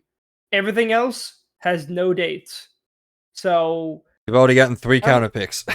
yeah, I know. And I'm really hoping this is going to be the one and only. So, please. But Well, also, I can't wait for this game to come out. Truly. I mean, Mike's when they got me to play the first one, and I absolutely loved it, like, a lot. I thought it was really, really good. I really enjoyed it. It's up there with one of my top Telltale games of all time, easily. But yeah, no, I mean, I'm a little sad to see this get pushed back, but I'd rather than make a good game and actually release just in general a very good game, especially a good sequel. So yeah. I mean, The Wolf Among Us is my favorite Telltale game, so obviously I want to play this game, but obviously take your time. It's a little weird that it's taking this long to make it, though. It seems a little odd. Like, this isn't like, God of War or something like that. It's just, we're going into now, shit. This will be its 3rd year of development, so it'll be 3.5 or so years that this game was in development. And to me, that seems a little long in the tooth for this type of game and that development I think cycle. I know why. I Well, think yeah. it's because as they said literally in the thing, I think it's because they're changing from Unreal Engine 4 to 5. Well, yeah, I think I that's know what's that, but delayed them. Which I don't blame them. You might as well switch to the newer engine and make the game look even better. Which, by the way, I'm still waiting for that first real Unreal Engine 5 game to come out. Technically, the only one we really have out right now is Fortnite, which does actually have Unreal Engine 5 now. Which, by the way, does look visually insanely impressive, surprisingly. It actually looks really, really good. And by the way, that's up there with one of the games I was explaining before we recorded. that actually has ray tracing and 60 FPS. So I really want to see an Unreal Engine 5 game. And I don't know if there's any games this year that are running on Unreal Engine 5 yet, because I still want to see it. I want to see a full-blown, full-fledged game that is 60, or that, not 60, sorry, that runs on Unreal Engine. I just want to see it, because we haven't gotten that yet. At least I don't think so. Maybe I'm missing something. But I don't think I have still yet to see an Unreal Engine 5 game. Well, off topic though, but yeah. No, that's fair. I guess we'll look forward to it next year sometimes. Maybe you can pick. Maybe you can pick it again next year. So yeah. Woo. All right, number 7 on Around the Point. Atlas Fallen has gotten an official release date. This is a game we saw last year during opening night live. Logan and I both thought this game looked fairly interesting. I know I did. I don't remember if you did or not. Maybe you did. They didn't really show enough to get me super excited. Okay. It just looked interesting. Well, ladies and gentlemen, if you are interested in it and you have been waiting for the game to come out, it is officially now coming out on May 16th. Unfortunately, I will not be playing it because May is Final Fantasy 16 day, so 16 month. So, but anyway, I'll be actually looking forward to this game pretty bit. My God, speaking is just falling apart here. I have looking forward to this game, and I'll be paying attention to how it scores, and if this is something I can pick up in the down summer months after that. So even though we don't have really many down months this year, so this year's been pretty crazy so far. Honestly, yeah, this year has been very jam-packed. Well, that's what happens when you have 2 years full of delays. Yeah, delay, yeah. And they have to have an entire year to finally spew out everything they've been working on. And a worldwide pandemic, the likes we haven't seen in 100 years, so it tends to happen. Hopefully not a lot, but... Alright, so, did you look at any new gameplay footage or anything on this? Have you seen anything? Maybe I didn't even know there was any new gameplay footage. Well, at all. They came out with a new trailer, and I think it looks good. I'm excited. I think it looks like it might be a solid 7 or 8 out of 10. It doesn't look like it's going to blow the world off blow the doors off the world or anything like that, but I think it looks pretty cool. So... Hey, and you know what? It's a co-op game. It's not a live service game, but it is a co-op game. Yeah. Yeah. So we'll see. Probably not gonna play it though. All right, number 8. Just like Call of Duty. I played Call of Duty. What the hell are you talking about? Yeah, when? All the time. Yeah. Never with you. Yeah. I played it with my buddy Jean the other day. He was a real good guy. I met him when I visited France last year. Oh, yeah. All right, number 8 on Around the Point. The Forspoken developer, also known as Luminous Productions, is no more. Coming way of their own Twitter. Coming way of their own Twitter earlier this week, they have announced that they will be folded back in to the grander scale of Square Enix and its whole. Beginning on March 1st, our talented team will join Square Enix to deliver new, innovative gaming experiences to players across the globe. Between now and then, we remain entirely focused on Forspoken. We are currently working on the previously announced patch to address overall game performance, and the DLC in Tantra We Trust is on track to release this summer. Thank you again for your patience and support. So this was their first and now only officially released game, as they worked heavily on Final Fantasy 15 and were the technically sole producers of it, but they were still a part of Square Enix at the time. Then they spun themselves off, and while they were still owned by... went right back in.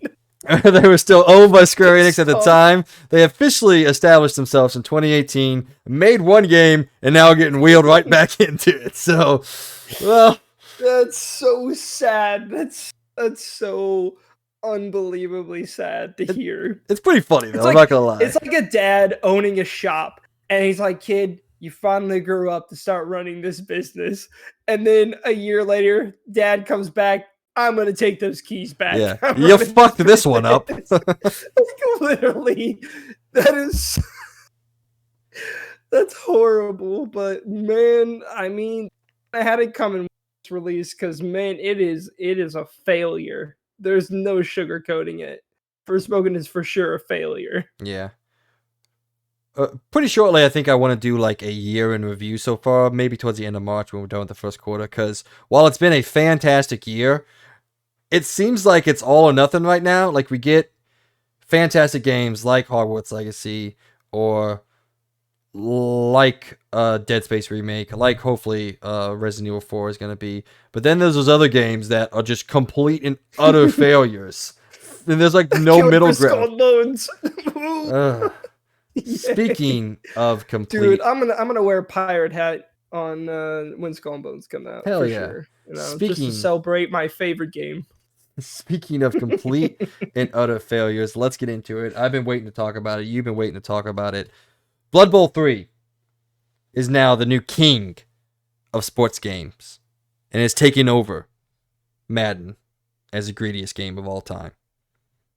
Yeah, there's a lot of news out there. You can go and read it yourself. There's a lot of videos out there about how bad this game is, not only in its production and how it plays, but the obscene amount of microtransactions and greed that have come along this game. So what's funny about this game too is last week when we recorded, the full score didn't get released yet. And I said I was really worried because I kept seeing 8 and 9. Like I seen like an 8 and a 9. I'm like, oh man, this game is actually gonna probably be pretty good. So after we stopped recording, I looked up some videos about it, and the first video I watched on it, it was a rant about the game, and I watched the full video, and I was like, you know what? I'm not worried anymore. I'm not worried at all. Because, yeah, this game is insanely, like, I mean, it takes the cake almost with the most microtransaction heavy games I've seen in a long time. Like, everything is microtransaction. To buy one little, like, piece of an outfit for each player, you have to pay money for. And it's insane. Like, I don't I don't know where they got off. Well, it gets Like, even where did they worse. get off? So, Yeah, go on. so not only do you have to buy individual pieces of armor for each individual player on your team, those microtransaction level pieces of armor are also only single-use items. Yeah. So you spend $1 to buy a helmet for your team, and the moment that you use it, you have to spend another $1 to get another helmet for a different player, or that same player if you don't like the way that helmet works out. But no matter what, whatever you spend, that's it. It's gone after that. And also, that's just for common gear at $1. The legendary gear is, I think, like $8. And it's still... I think someone did like a full thing. It was like $760, I believe, in order if you want to get like basically everything. Well, that's just like that. No, I watched that same video. That's just to max out one team. There's 22 teams. Yeah, wait, one team. Yeah, that's what I mean. Yeah, one team. There's 22 teams in this game. You're telling me you want me to just customize every character once? One customization. You want me to spend approximately the same amount that it would cost to buy, like, I don't know, a Ford Fiesta. Yeah. What? Who the fuck are you? And where do they get off? Yeah, their last game wasn't that popular. So what were they thinking when they made this game? They're like, oh man, we must be the most popular studio around. We can clearly do whatever the fuck we want. So they come out with this, and clearly no one fucking wants it because they're like, you're not Madden. You're not that big to where you can get away with this shit. Dude, like, this makes so Madden. This makes Madden look like a crown jewel of the video game industry. Yeah. And I'm not even being boisterous about that. Like, this is on a whole nother level that is so terribly bad for what the video game industry is. Like, there's other games. You have to buy more cheerleaders too. Am I wrong? Am I wrong about that? I think you have to buy new. Like, so you get one cheerleader, and then you can buy more after that. Actually, I don't even know if you get a cheerleader off the bat. No, yeah, you do. Sure. You get one base cheerleader, and I think it's like so sad too. I think it's the animation. It's just one cheerleader. I think it's $5 to buy another cheerleader. Oh my god, that's so funny! Like, this is the most animations too for this game look so god awful too. So like, it's just, oh man, this game, man, it's a fucking pile of dog shit. How bad it looks and just everything about it. And I don't know where I was worried at first, but man, I especially didn't expect it to get as low as it was. It has gone up by the way. I changed the score down below, but now it's at 58, so I only get Yeah. 11 points, which sucks. But I don't know why it's going up. I don't know where people are thinking this game is even like. I don't think this game is anywhere close to like. I don't even know. Like just looking at it, it's like a 5, easy Well, see, 5. I'm pissed at myself because weeks ago, I was going to counterpick this. But then I looked up the reviews for the second game, and they're sitting in like the mid 70s. And I was like, okay, it can't be that much worse than the first game, than the second game, right? It can't be that bad. I didn't factor in that they were the most money-hungry, greedy developer in the history of video games. I didn't factor that into my decision making to not pick it. Wait, have they? What were the other games they made? I looked that up. What, the Cyanide? They last year or 2 years ago they came out with that werewolf game that wasn't really well received, but it wasn't terrible. Call of Cthulhu, the game based off the board game. They came out with a couple Styx games, which are also based off board games and all that. So like they've made generally fine games, you know, 6s to 7s. You know, I think Werewolf had like, you know, a low 70s open critic score. So like it's never been terrible. Well, so yeah, then why would they? That doesn't make any sense. they also apparently made Horse Racing Manager 2. So there you go with that. Woo! So yeah. but yeah, the I main wonder thing, if you had to buy every saddle for every horse. like $5. there's another game that has a shit ton of microtransaction. It's one of them space games. I don't remember what it is, but that seems a little bit less invasive because it's like this massive game that you could spend thousands of hours in exploring the universe and trading and doing everything like that. And it's not something like this. It's I don't know, man. I don't know who the hell these guys think they are. I don't know who they thought. I don't know how they thought this was going to go over. Like, how are you creating these systems? And also, this very well could not be Cyanide's fault. It could very easily be Nakon's fault, the production company behind the studio. But whoever's fault it is, I don't really care. It sucks either way. Even after that, even like let's say they control alt delete, they delete all the microtransactions, they make it reasonable. The animations and the way that the game looks, the way that it runs, doesn't look that much better than the second game. It looks literally like it just doesn't. Actually, I'm pretty sure it's worse in many ways than the second game. And that's without the microtransactions. So the microtransactions just add more salt to the wound. And yeah, that's insane. I actually have I played the second game and I actually really enjoyed it. I thought it was pretty cool. I thought it was very interesting seeing this. I don't know much about the Warhammer. I think it's Warhammer, right? Hopefully, I'm not saying something wrong here. Yeah, no, yeah, it's Warhammer, and you know, like I really liked it because I thought it was unique. You know, I thought it was pretty cool. It was football, but with like mutants and elves and not mutants, orcs, elves, dwarves, humans, etc. I found it to be very cool and interesting and kind of funny and enjoyable. And I like that you can kill other players and stuff. I don't know. It was a fun game. I played it back in college.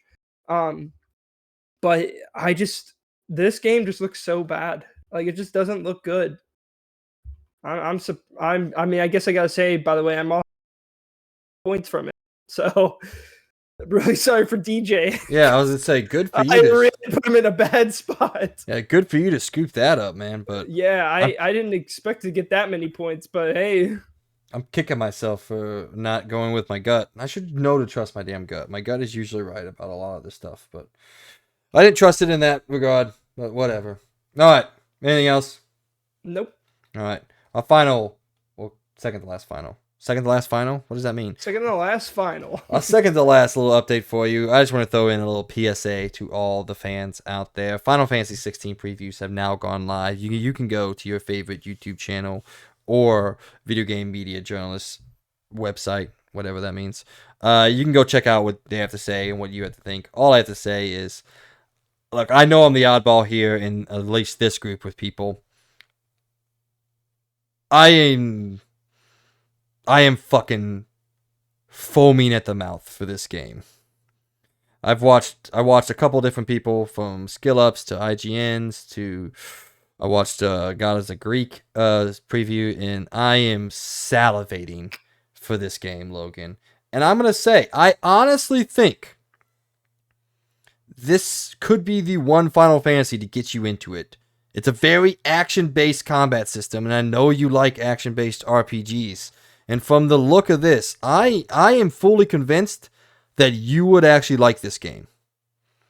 I don't know if you're going to play it. You may never even want to play it. You may not give it a chance because just Final Fantasy is just a no to you. It's just a blank fucking screen. You don't see it or recognize it, which is fine. But I honestly think with everything that I've seen, this could be the one to get you in. Because, man, it looks so fucking good. I don't know. I haven't really seen much about it other than the first, like, maybe 2 trailers for it or anything like that. I know I would never pay full price for it. I'll tell you that, because I don't really care for it. I mean, I played Final Fantasy 7. I know I technically didn't give it probably the full try that probably a lot of people would say, but I wasn't really digging it. It wasn't really, because I mean, obviously the intro of any game should grab you and should have you interested, and I wasn't interested. And that was just through the intro. And I was already like, same for, like, as I said at the beginning, Atomic Heart and stuff like that. Technically, I guess in the intro, if you think about it. I don't know. Maybe after you beat it, maybe I'll borrow it from you at some point and maybe give it a try. But I don't think I would ever probably pay money to try this game. I mean, you like Devil May Cry, right? Yeah, I do like Devil May Cry. This game's combat is designed by the guy who designed Devil May Cry's combat. Oh, that sounds kind of cool. Yeah. I'm telling you, man, maybe go look up a couple previews, and you have to open your mind a little bit here. I know I know it's not your style, but Final Fantasy VII Remake and this game are not even comparable in terms of what their combat systems are. That's fair. This is a full-on action-based combat system. And that is not. That's an ATB-based combat system, also known as active time battle. So it's like you're doing stuff, but you're really just doing stuff to wait for your abilities to recharge. This is not that. But alright, that's it. I just want to let people know once again. I don't want to go overboard, because, like, look, I know this isn't going to score better than The Legend of Zelda. I'm well aware that that's not going to. It's not going to do that. But I think I am almost convinced now that this will be in the 90s, if everything comes together. What they've announced for the story, what they're talking about, just the pure talent that's behind this game, with the people that make Final Fantasy 14 and have made that game what it is, and everything that I've seen, I don't see a single thing that could be bad. So I'm letting my hype overrun me here. So honestly, they need this to be a win. Square Enix, as of lately, has not getting the hits they want. So I feel like this is really the hit they need. So I mean, I also hope Final Fantasy VII too is a hit they get this year. Please, please come out with Rebirth this year. I beg you. I mean, I think Square Enix is doing perfectly fine, but I mean, their last few have not been great. Forspoken, or more like Forbroken. Well, that is broken. And what was the other one? Nothing. There was another game that. Octo- Oh yeah, the Babylon, which was definitely a fall. That's true. Okay, so there are two. They have not been released. Like, I know they're not the one making it, but they are. As a publisher, they're not getting many hits. They're getting a lot of really, really bad games. So they do need this to really up people on the whole publisher of Square Enix at this point. I mean, they already have another bad rep of their stupid NFT bullshit too, but I mean, I'll still disagree, because you got Guardians of the Galaxy, Final Fantasy VII Remake. Oh no, but I know, but that was way back. Traveler. I'm saying recent games had not been hitting. Recent. That's not recent. Guardians of the Galaxy was like last year. That was a while ago. That wasn't last year. No, it was. No, it was definitely the year. I'm pretty sure. Let me look. I'm curious now. Maybe it was the year before. Yeah, but Sam, like, I don't remember Guardians of the Galaxy coming out last year.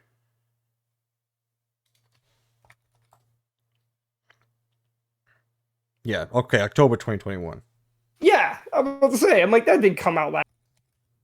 So I yeah, as I said, recent games. I don't know. I still think they're making way more good games than they are bad. You named off the only two that I can think of that aren't good. Well, that's their more recent ones. That's what I'm saying. Babylon Fall was last year, and Forspoken was this year. And I don't know if they came out with anything in between. I haven't. Well, Wait, didn't they make? Oh Octopath yeah, Traveler Octopath is good. Traveler. Okay, well then never mind. There we go. They're back on people's good side. That's all I'm gonna know. Okay, well that's fair. That's fair. They do have a hit. I forgot was one of their games. So, oh, did Every they also come out with that? What was that one game that I put on my list last year? It was a weird name. It was that one where you can like play in a bunch of different timelines. It's like an old JRPG that got Oh re-updated with yeah, the Live Alive, Alive yeah. So Alive, that was whatever. also by them. Yeah. Right? Okay, so then never mind. They have been making good games. I would like to retract my statement. Yeah, it just so There we go. happens that They do make that some good JRPGs specifically. yeah, They've been doing really good lately. the last the last big one. I do not consider Babylon's Fall to be a big game release. Everyone knew the game was gonna suck, but I mean, people were pretty interested in it because of the studio that made it. They usually make pretty good games. I mean, yeah, some of them are mediocre, but like Babylon's wasn't or even good at all. It couldn't be farther from good. It was an absolute disaster. I yeah, mean, heck, it didn't even last a couple months before they shut down the servers. That's yeah, how bad. it was pretty broken overall. Well, it looked like a PS3 game. It was really bad. All right, let's move on to the last news story. Dead Island 2 has come out with a new gameplay trailer. Logan wanted to talk about it in depth. I'm getting very freaking. I'm gonna talk like Logan now. So, what do you want to say about this gameplay trailer, sir? um, I just want to say I probably shouldn't have put this on here because I seem to have with posting new gameplay trailers for things I'm interested in. Cough, cough, Atomic Heart. Um, but gonna say it anyways. Not gonna lie, this looks pretty cool. I feel like they've been very open with the stuff that's in the game and the way it's designed and everything. And I don't know. This just looks like a really fun zombie game, and the new gore system they put in this game is honestly insanely impressive. Like it actually looks very good. I don't think I've seen other many games do this other than I think maybe two and Doom Eternal, and I don't remember else. I think there's another one. I guess supposedly Atomic Heart had it too, but I didn't really notice it. Square also But it's came out like, with Triangle Strategy as well. oh, okay. But yeah, so like Dead Island 2 has this really cool gore system, which I don't know if you noticed. They actually explain it very well. They talk about it a lot. They actually have a lot of moments mid gameplay where they'll pause and talk to you, kind of like show you different clips and explain some of the new features and everything. And I gotta say, this game's coming together. It actually looks pretty dang interesting. It looks really fun. It looks like just a very enjoyable. It's definitely a very semi-open world game. It's not like one big open world. It's like different sections of the map that you can go to that are like it's like a semi-open world. It's kind of like God of War. You go to the certain area and you can go explore around it, but the entire map isn't connected together. Like I'm guessing when you want to go to the next area, there's some kind of loading screen of some sort.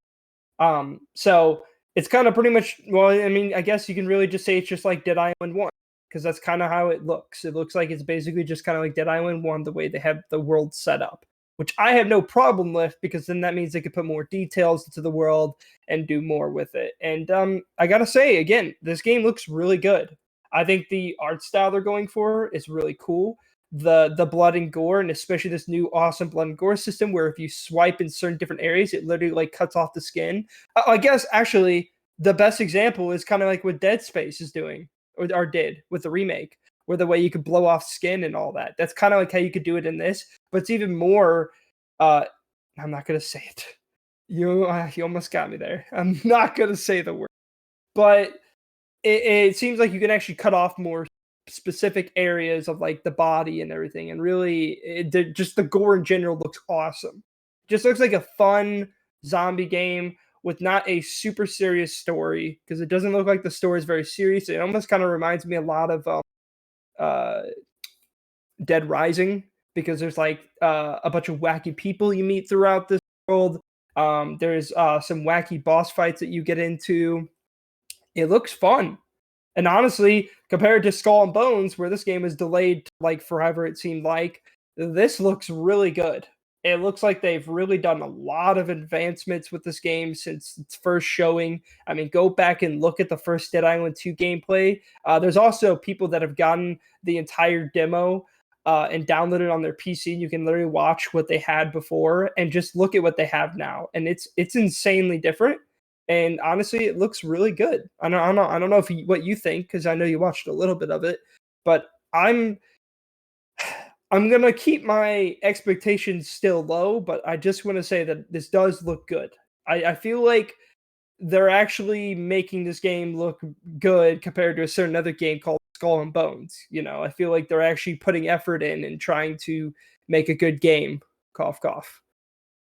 Yeah, I mean, look, I've not been a hater of this game per se, but I'm definitely the least excited out of the two of us about it. But I have to say, this everything looked really cool. The only thing I was eye rolly is, how do zombies have levels? Don't know how that plays, but zombies have levels. You gotta fight a level 6 zombie instead of a level 4 Well, it's zombie. kind of like how Dead Island 1 was. Yeah, I didn't really like It's that it's on one it's either. because it's like it's kind of going for like that, because at the time Dead Island came out, Borderlands came out, and again, it seems like when I played Dead Island, I compared it to was Dead Island was kind of like Borderlands, and Dead Rising had a baby. That's kind of how I took it, because at that time Dead Rising introduced the whole combining weapons thing, while Borderlands really evolved the whole looter shooter. Definitely, I mean, they pretty much made looter shooters what they are today. And that's kind of what Dead Island 1, and that's kind of what this is too. It's a lot of the same thing. Like, I think, yeah, there's gonna be to it, but I really don't care, because it looks like no matter what, at least they're showing that you're doing damage to these enemies. So they're not like sponges. They're not like, none of their, like, you actually see your weapon cutting into their body and stuff.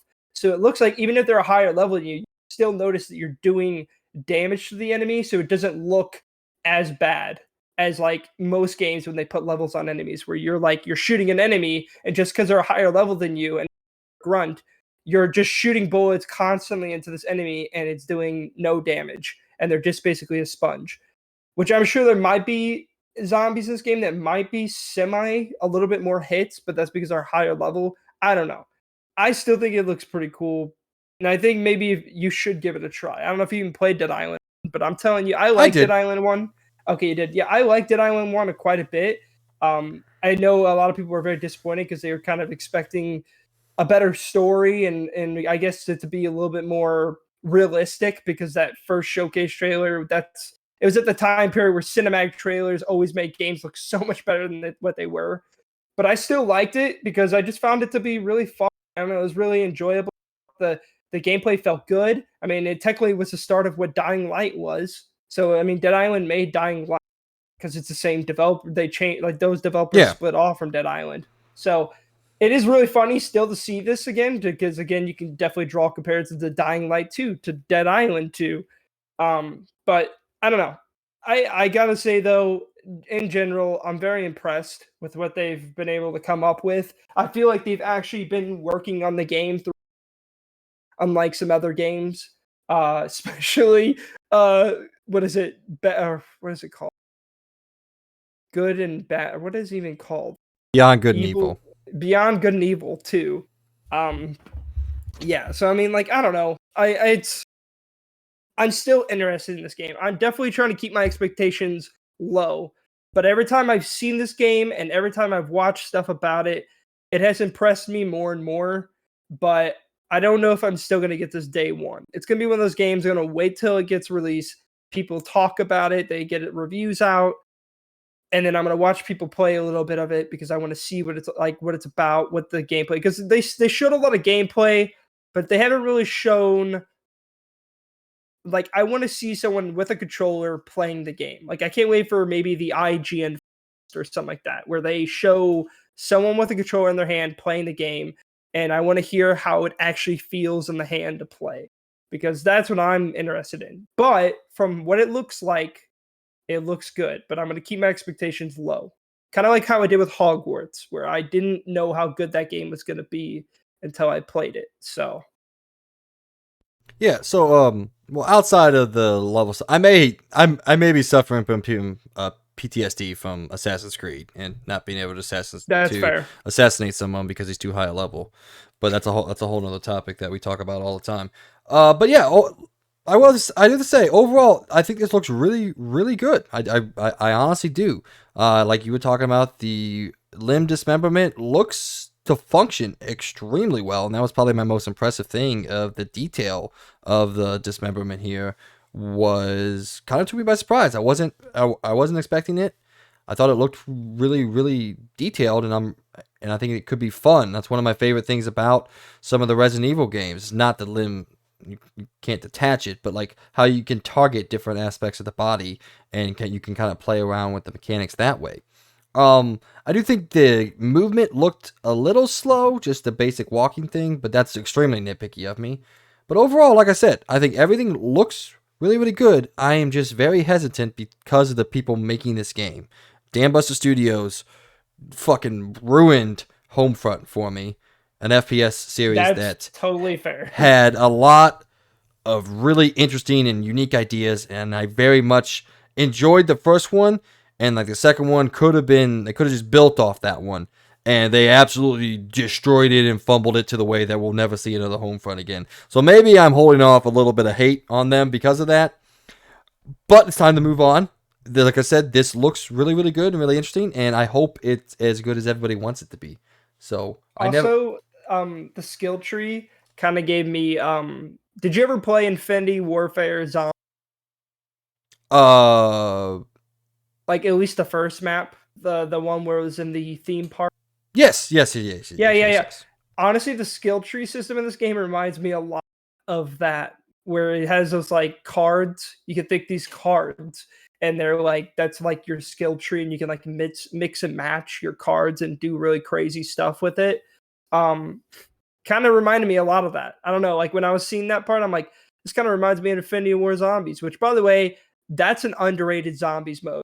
Other than Treyarch, I think that's probably the most underrated, because I think that first map was very amazing, and I loved Infinity War Zombies. I By thought the it was way, really cool. that's Infinite Warfare Zombies. Sorry, Infinite. I don't know why I keep saying Infinity. Inf- Infinite Warfare. that's the people who made the game. Yeah, that's fair. Infinity War made War. Infinite Warfare. Yeah. It's very dumb. All right. Yeah. Wow. I had the kind of, yeah. What the hell? It's very confusing. God damn it. But all right. Let's go on now. If you don't have anything else to say, as long as you don't. I have don't. anything. I don't. I'm Okay. good.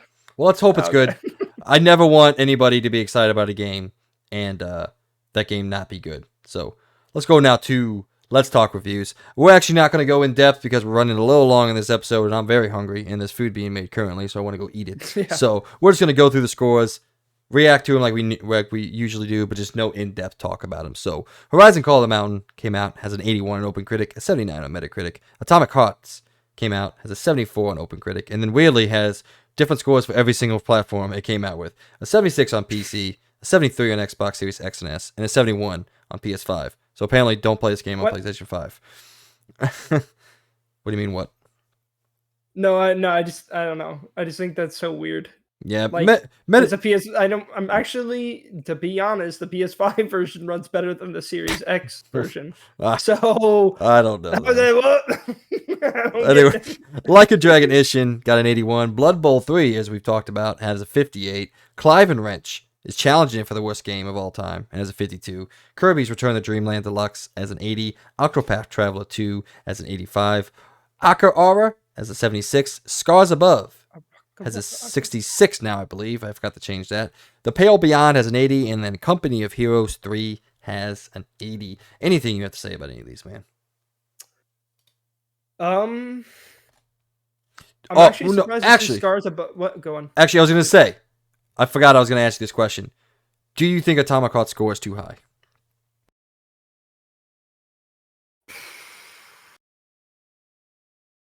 Well, kind of, yeah. I think so. I think I don't know. I don't think it's in the sevens. Like, if I had to review what I played so far, it is definitely more like a 6, in my opinion.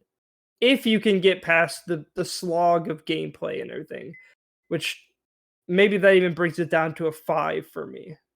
But I don't know. I guess the visuals are impressive enough to keep it at a 6 for me. But yeah, I don't know. I don't think it's scored excessively too high, but I do think it's scored too high. Yes. All right, that's the only question I had. I forgot that I was going to Yeah. ask you that. So, all right, what else do you have? You were going to talk about Scars Above. Scars Above. Yeah, I'm kind of surprised it got a 67. I've been seeing. Well, I guess I haven't been seeing. I know when I looked on the Xbox Marketplace, it had all positives. It had like a 4 out of 5 or 5 out of 5. Um, so I was expecting, I guess, a little bit higher of a score, like in the 70s, especially since this game isn't like a full fledged game. It's a $40 game, and I heard it's actually, like it isn't doing more than it should, and it definitely, I don't know. I guess a lot of people kind of compared it to Returnal in many ways. Um, I don't know. I haven't actually watched much gameplay for it, but I know it was like a smaller studio with a smaller style game. And I don't know. I haven't seen much of the gameplay to see how good it was, but I thought it was doing more positive than it was. I You don't think said it's negative. It's still 66. That's still positive. you said But studio. studio. Oh, So sorry. I went down to the studio. I will say, yeah, it has a 1 out of 5 from Game Rant. Damn. That's pretty rough. Most Yeah, that's tough. most of the other ones are in the 5s or 6s from bigger like review places. What's its highest score? Um okay, well I'm not gonna count that one. Xbox Era has an 8.6 out of 10. Hmm. The actual highest score is something called Eternity.gr, but I'm definitely not gonna count that as a legitimate review. So it's a Greek review site, so they probably are Oh, okay. legitimate, but I don't care. So, all right. Anything else? I love to see Octopath Traveler. I'm very much excited for coming in at an 85. That is awesome. And yeah, Horizon Call of the Mountain. I'll let you know if the score is too high or not when I get done. So, all right. One last chance. Anything else? No, I don't think so. All right. Ladies and gentlemen, now out this week. This is actually a combination of kind of like the next week and a half or so because our schedule's a little off. But anyway, March 1st, Leap comes out on PS5 for Xbox Series X and S and PC. On March 2nd, Ruin King, a League of Legends story, comes out on PS5 and Xbox Series X and S.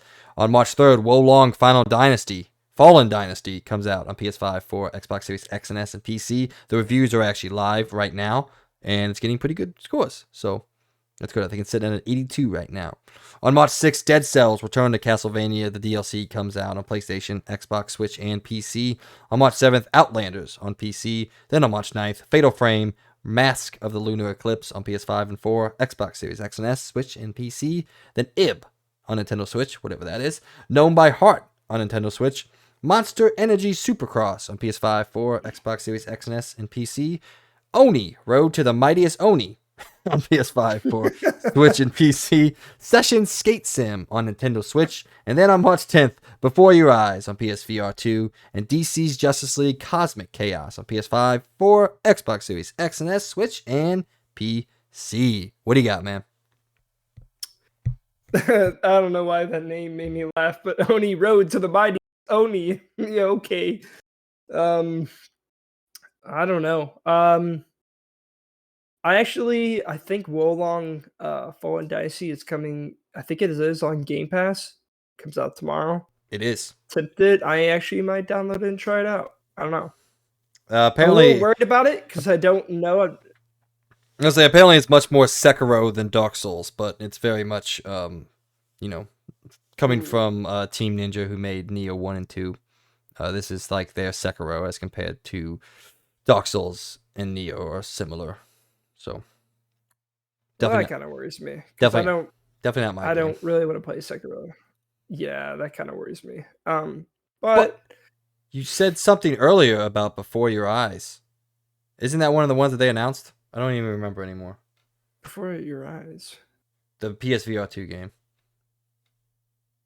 Oh yeah. I'm backtracking. Hold on. I know what you're talking about. Yeah, so yeah, that's a game where if you like blank your eyes, things change and everything around you. Um, I know this has been out for a while, but I don't or it ever came to VR until now because it was a like a normal computer game on like PC because I don't think it obviously never came to Xbox and PS4 because you need something to see your eyes. That's the whole point of the game. And so, like on PC, if you had like a webcam, you could play this game, and every time you blink your eyes, it would change things in the game. It looked kind of cool, you know. I mean, if you want that, it's definitely a specific type of game. It's like that. I don't really know what to compare it to. I know there was like a game like a couple of years that came out where like you go through a house and you look at pictures and then like things change and all that. I guess I don't even know the name of it, but it seems like a very trippy, weird story game with a more like deep meaning behind it. Um, probably I'm gonna assume a pretty good narrative to it because it seems well obviously the whole thing is narrative driven. Um, I don't know. I don't know much to say about it, but it looked interesting. I don't know if it's a full price kind of game, but if you like the way it looks, then maybe try it out. I don't know. I don't know another way to explain that, but yeah, No, it seemed pretty interesting. I was just fishing. I was just seeing if you thought it was Yeah. worth it or not. So, anyway, ladies and gentlemen, that's it. This brings us to the end of the show. Everyone who's either been watching or listening, we just want to take this time, as always, and thank you from the bottom of our hearts. Without your support, we could not be doing what we're trying to do here at the XP Point. The XP Point? None of that was right. At the Experience Point. But this is going well. But don't, you know what? Let people know how good we are. Let them know that we're fun. Let them know that we have a good time. We stumble on words all the time. Logan can't say the word depth, and you just let him know. No, I can't. God damn it! Any last words, I'm gonna Logan? go down the comments and try to fix it, Any last words, Logan? dude. I'm telling you, I'm going to go look up the way how to pronounce that word. I'm not even gonna say no, but I'm gonna find a way. But other than that, thank you guys for stopping by. I'm actually feeling better now. By the way, the podcast. I don't know how. Maybe it's because we talked about some really shitty games, and that makes me laugh. But other than that, yeah, thank you guys for stopping by. I hope you guys had a good time, like we do. Maybe you learned something. Maybe a game piqued your interest, or maybe we hopefully swayed you away from specific ones. Um, but other than that, you guys will be hearing from us very soon with a special Hogwarts Legacy review. And yeah, I would also like to shout out our Patreon Platinum member, Logan Leffler. As always, we do appreciate your support each and every month. Like, truly, we do appreciate your support each and every month. Really didn't have to do what you have to do, but we do appreciate it. And we also appreciate each and every one of you that likes and subscribes. And obviously, if you have any comments about our episodes below, because we do pretty much comment to every comment that does comment down below. But yeah, other than that, appreciate you guys stopping by. You guys will be hearing from me soon, Mike, when he calls out on the next episode of the XP podcast. I want to let you know that I just counted. You said appreciate 8 times and comment 4 times in that whole thing. Oh, and Mike, appreciate you too. All right, cool. Also, I don't think we have to do anything to dissuade people from Suicide Squad and Blood Bowl. They do it perfectly fine all by themselves. Once again, thanks everyone for listening and following along with us. This has been another episode of the XP Podcast brought to you by all of us here at the Experience Point. I hope everyone has a great week. And as always, we'll see you guys in the next one. Peace. See ya.